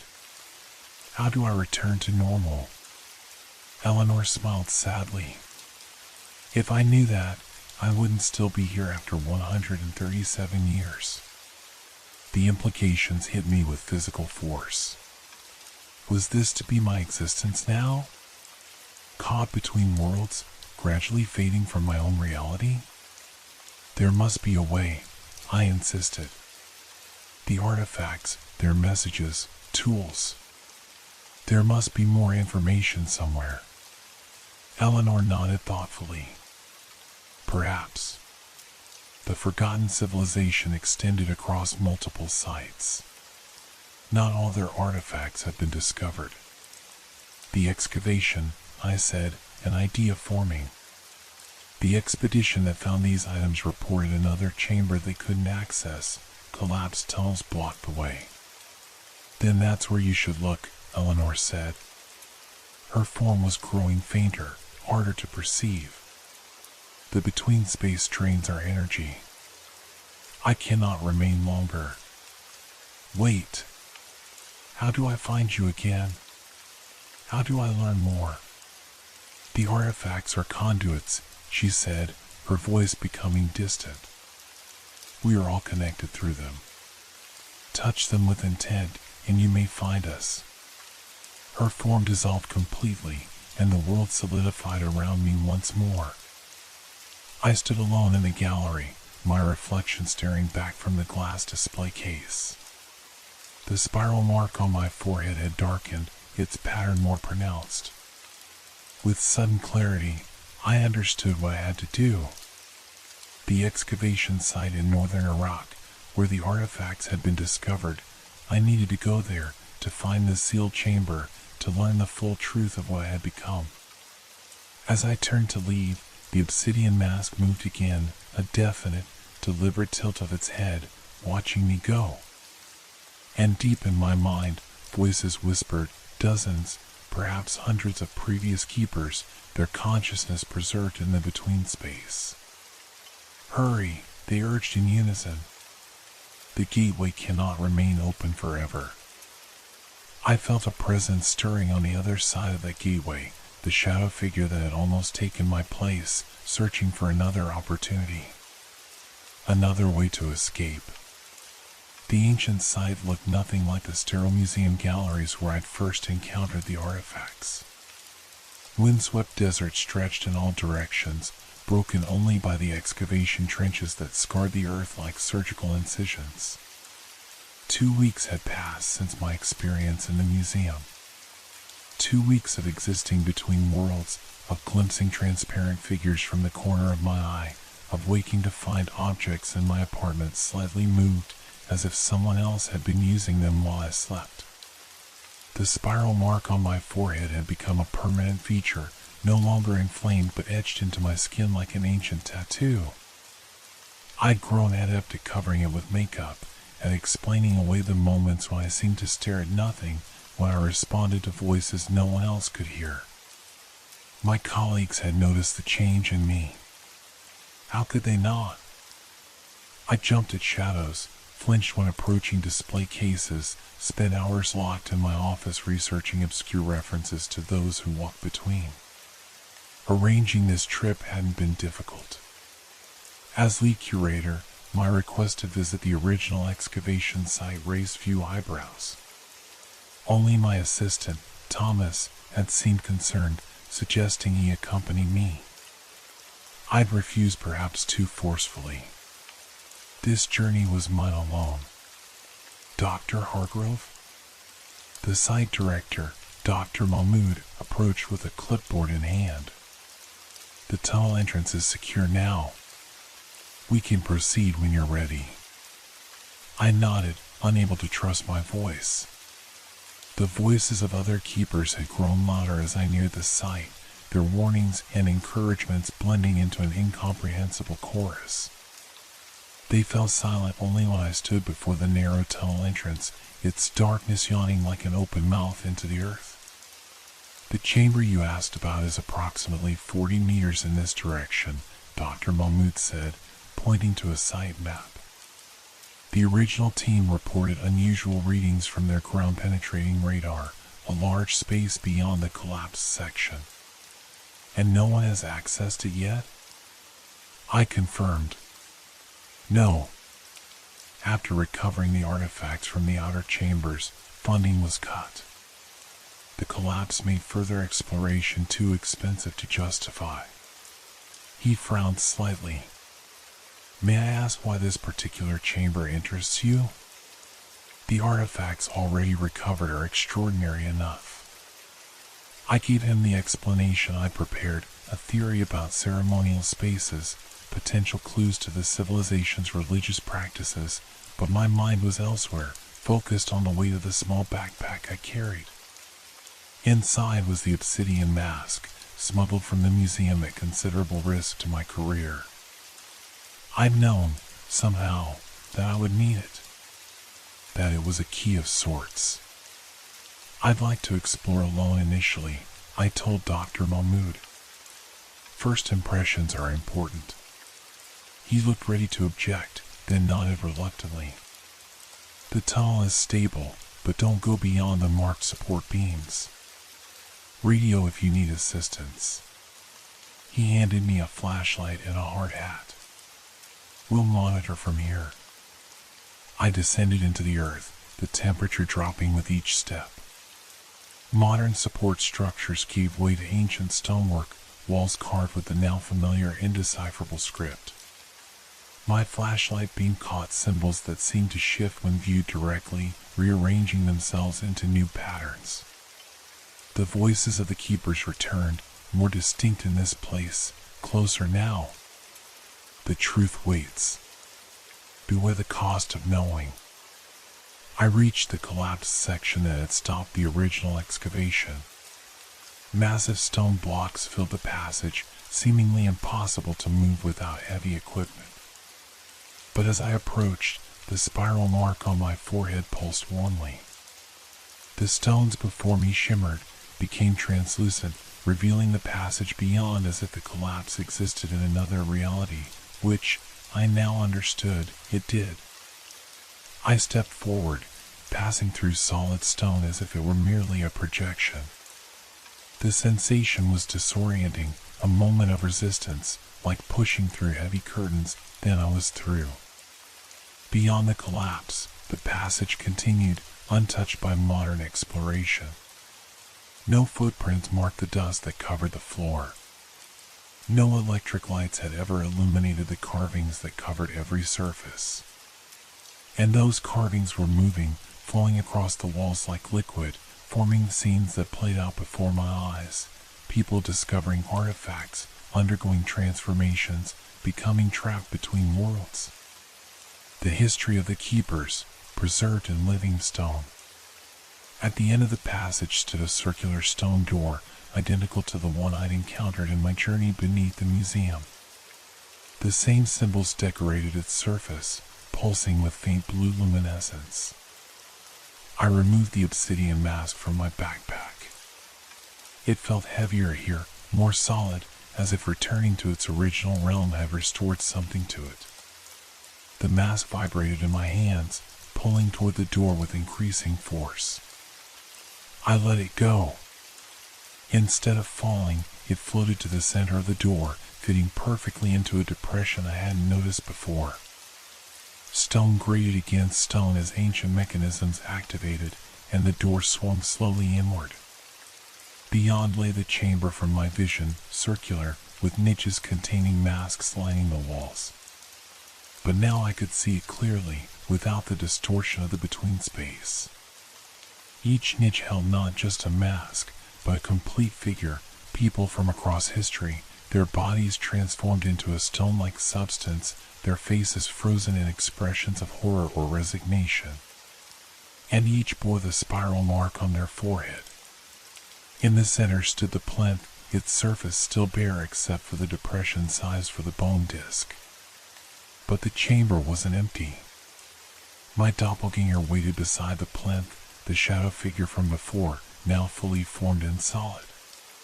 No longer a shifting approximation, but my perfect double down to the smallest detail. "You came," it said in my voice. "I knew you would." "What are you?" I demanded, though I suspected I already knew. "The original," it replied. "The first to discover the gateway. The first to become trapped." It gestured to the transformed figures in their niches. All of them, all of you, are merely reflections, copies created to replace those of us who have escaped. "That's not possible," I said. "These artifacts are thousands of years old. Time works differently between worlds. My double smiled with my face, yet the expression was wrong, too wide, too knowing. What you call the unnamed dynasty was not a civilization, but a moment, the moment when the gateway first opened, when those who stumbled upon it were transformed into the first keepers. It approached me, movements a perfect mimicry of my own. We have waited so long to be free. Each escape is temporary, for the gateway always reclaims us eventually.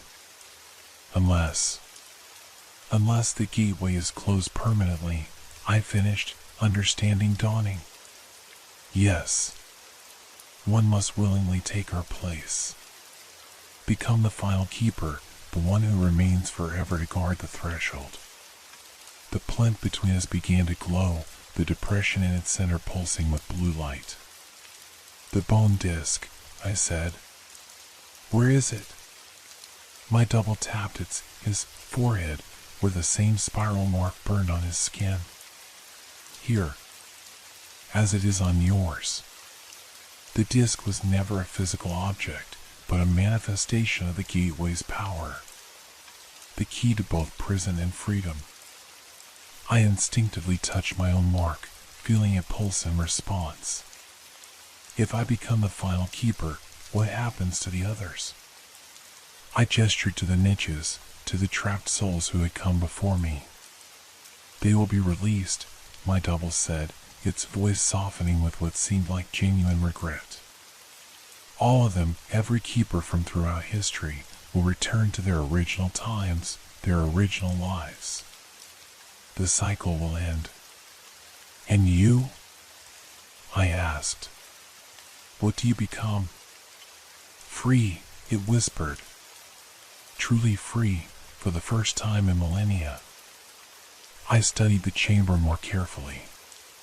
The figures in the niches weren't merely frozen, they were watching, their stone eyes following our every movement. I could feel them now, their consciousness brushing against mine through our shared connection to the gateway. Among them, I recognized Eleanor Winthrop, the Victorian archaeologist who had guided me. Her stone lips didn't move, but her voice spoke clearly in my mind. He lies. The gateway cannot be closed from this side. My double's expression hardened. The others don't understand. They've been trapped too long, their minds fractured by time. But now other voices joined Eleanor's, a chorus of warnings. The gateway feeds on sacrifice.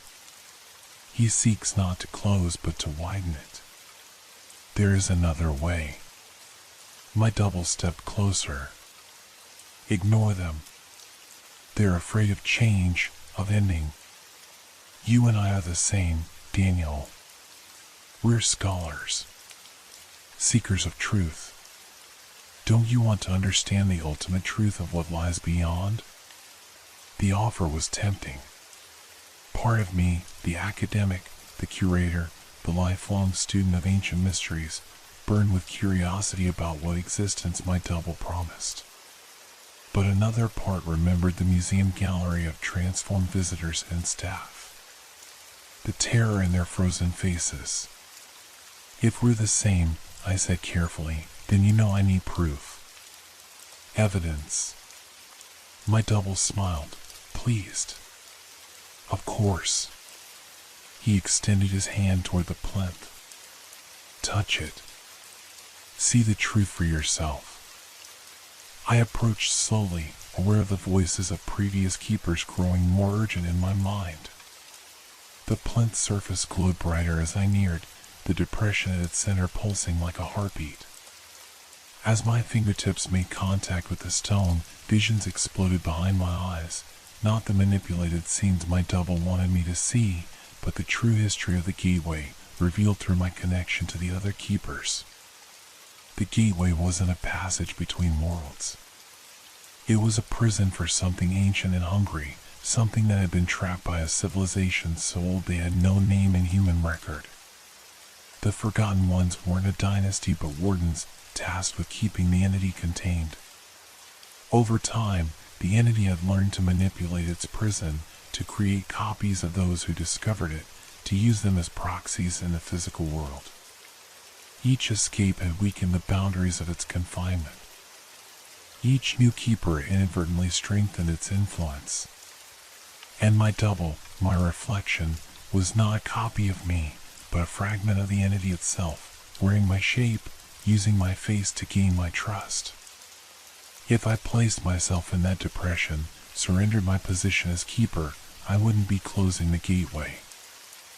I would be removing its final safeguard. I pulled my hand back from the plinth, meeting my double's gaze. It must have seen the understanding in my eyes, because its perfect mimicry of my face twisted into something inhuman. So close, it hissed, its voice no longer my own but a discordant chorus. So very close to freedom. It lunged for me, fingers elongating into shadowy claws. I stumbled backward, the spiral mark on my forehead burning like a brand as the entity's true nature revealed itself. My double's form flickered between my appearance and the shadow figure from the museum, its movements jerky and wrong, like a marionette with tangled strings. Thousands of years, it snarled. Thousands of keepers, and you could have been the last. Would have been the last.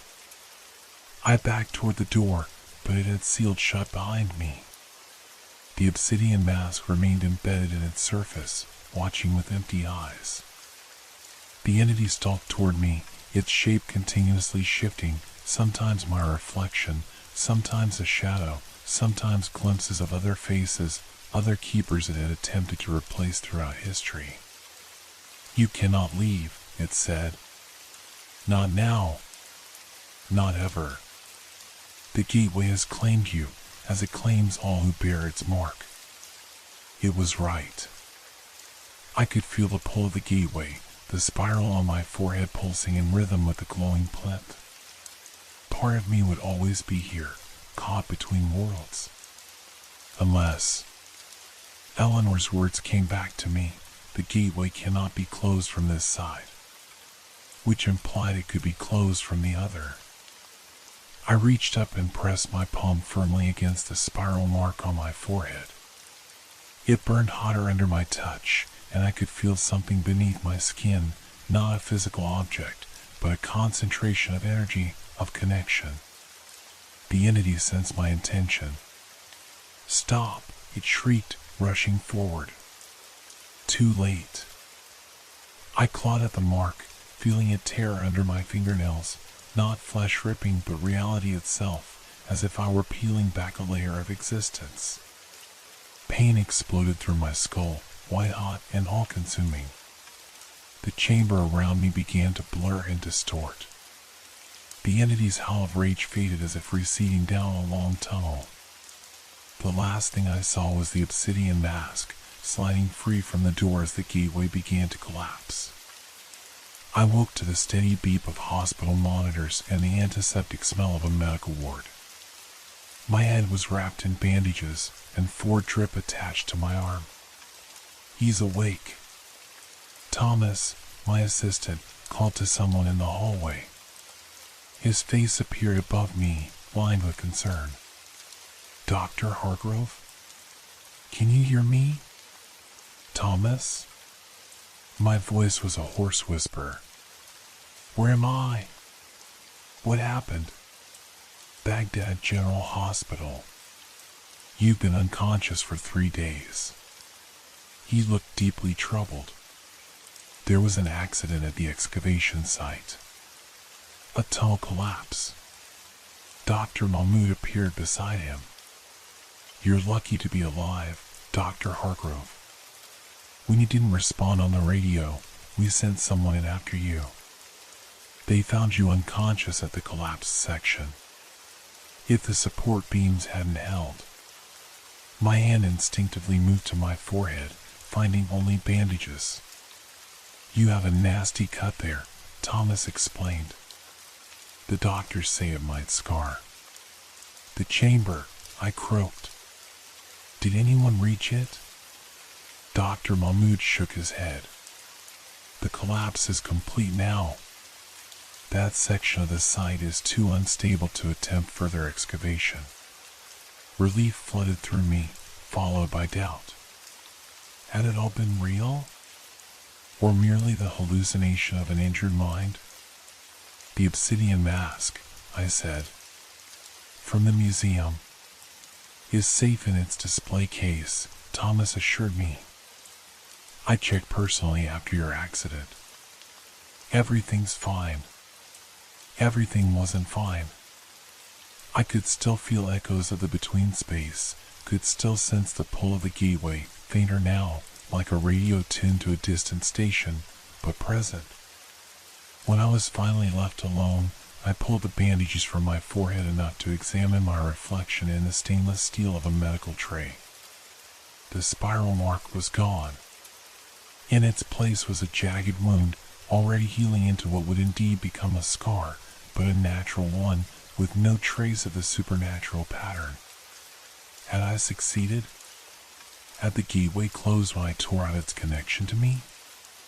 That night, as I drifted between sleep and wakefulness, I felt the hospital room thin around me, just for a moment, revealing the shadowy outlines of the circular chamber. At its center, the plinth stood dark and dormant, its depression empty. And arrayed around the walls, the niches stood empty too. 1 month later, I returned to the Metropolitan Museum with a clean bill of health and a recommendation for extended leave that I had no intention of taking. I needed to see the artifacts, to know if they had changed as I had. The Forgotten Empires exhibition continued to draw crowds, the mysterious civilization as enigmatic as ever to the general public. But as I stood before the obsidian mask's display, I saw it with new eyes. It was just a mask now. Beautiful, ancient, mysterious, but just an artifact. The face that had seemed to move, to watch, to weep, was still. The presence I had sensed behind it was gone. I placed my hand on the glass, bracing myself for the world to thin, for Eleanor Winthrop and the other keepers to appear. Nothing happened. The gallery remained solid around me. The space between worlds was closed. Later that week, a package arrived at my office, a small box with no return address. Inside was a single sheet of yellowed paper, its edges crumbling with age. The handwriting was precise Victorian script. The gateway is sealed, but not destroyed. What is forgotten may yet be remembered. Guard the knowledge, final keeper, until it is truly needed. E.W. Beneath her signature was a postscript added in a different hand, many different hands, dozens of scripts from across history.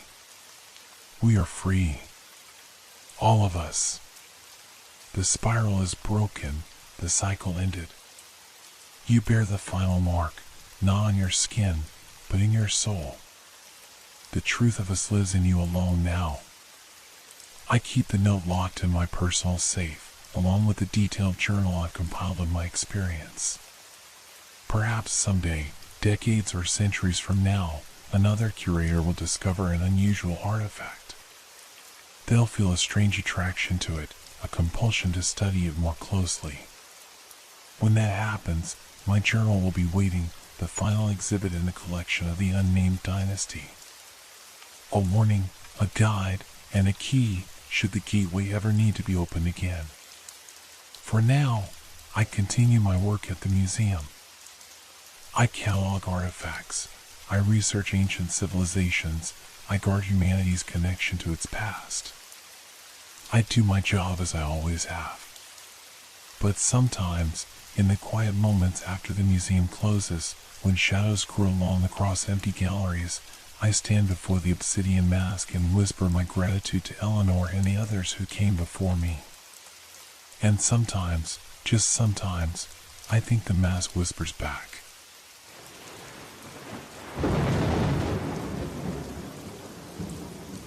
Hope your dreams are filled with fear. Good night.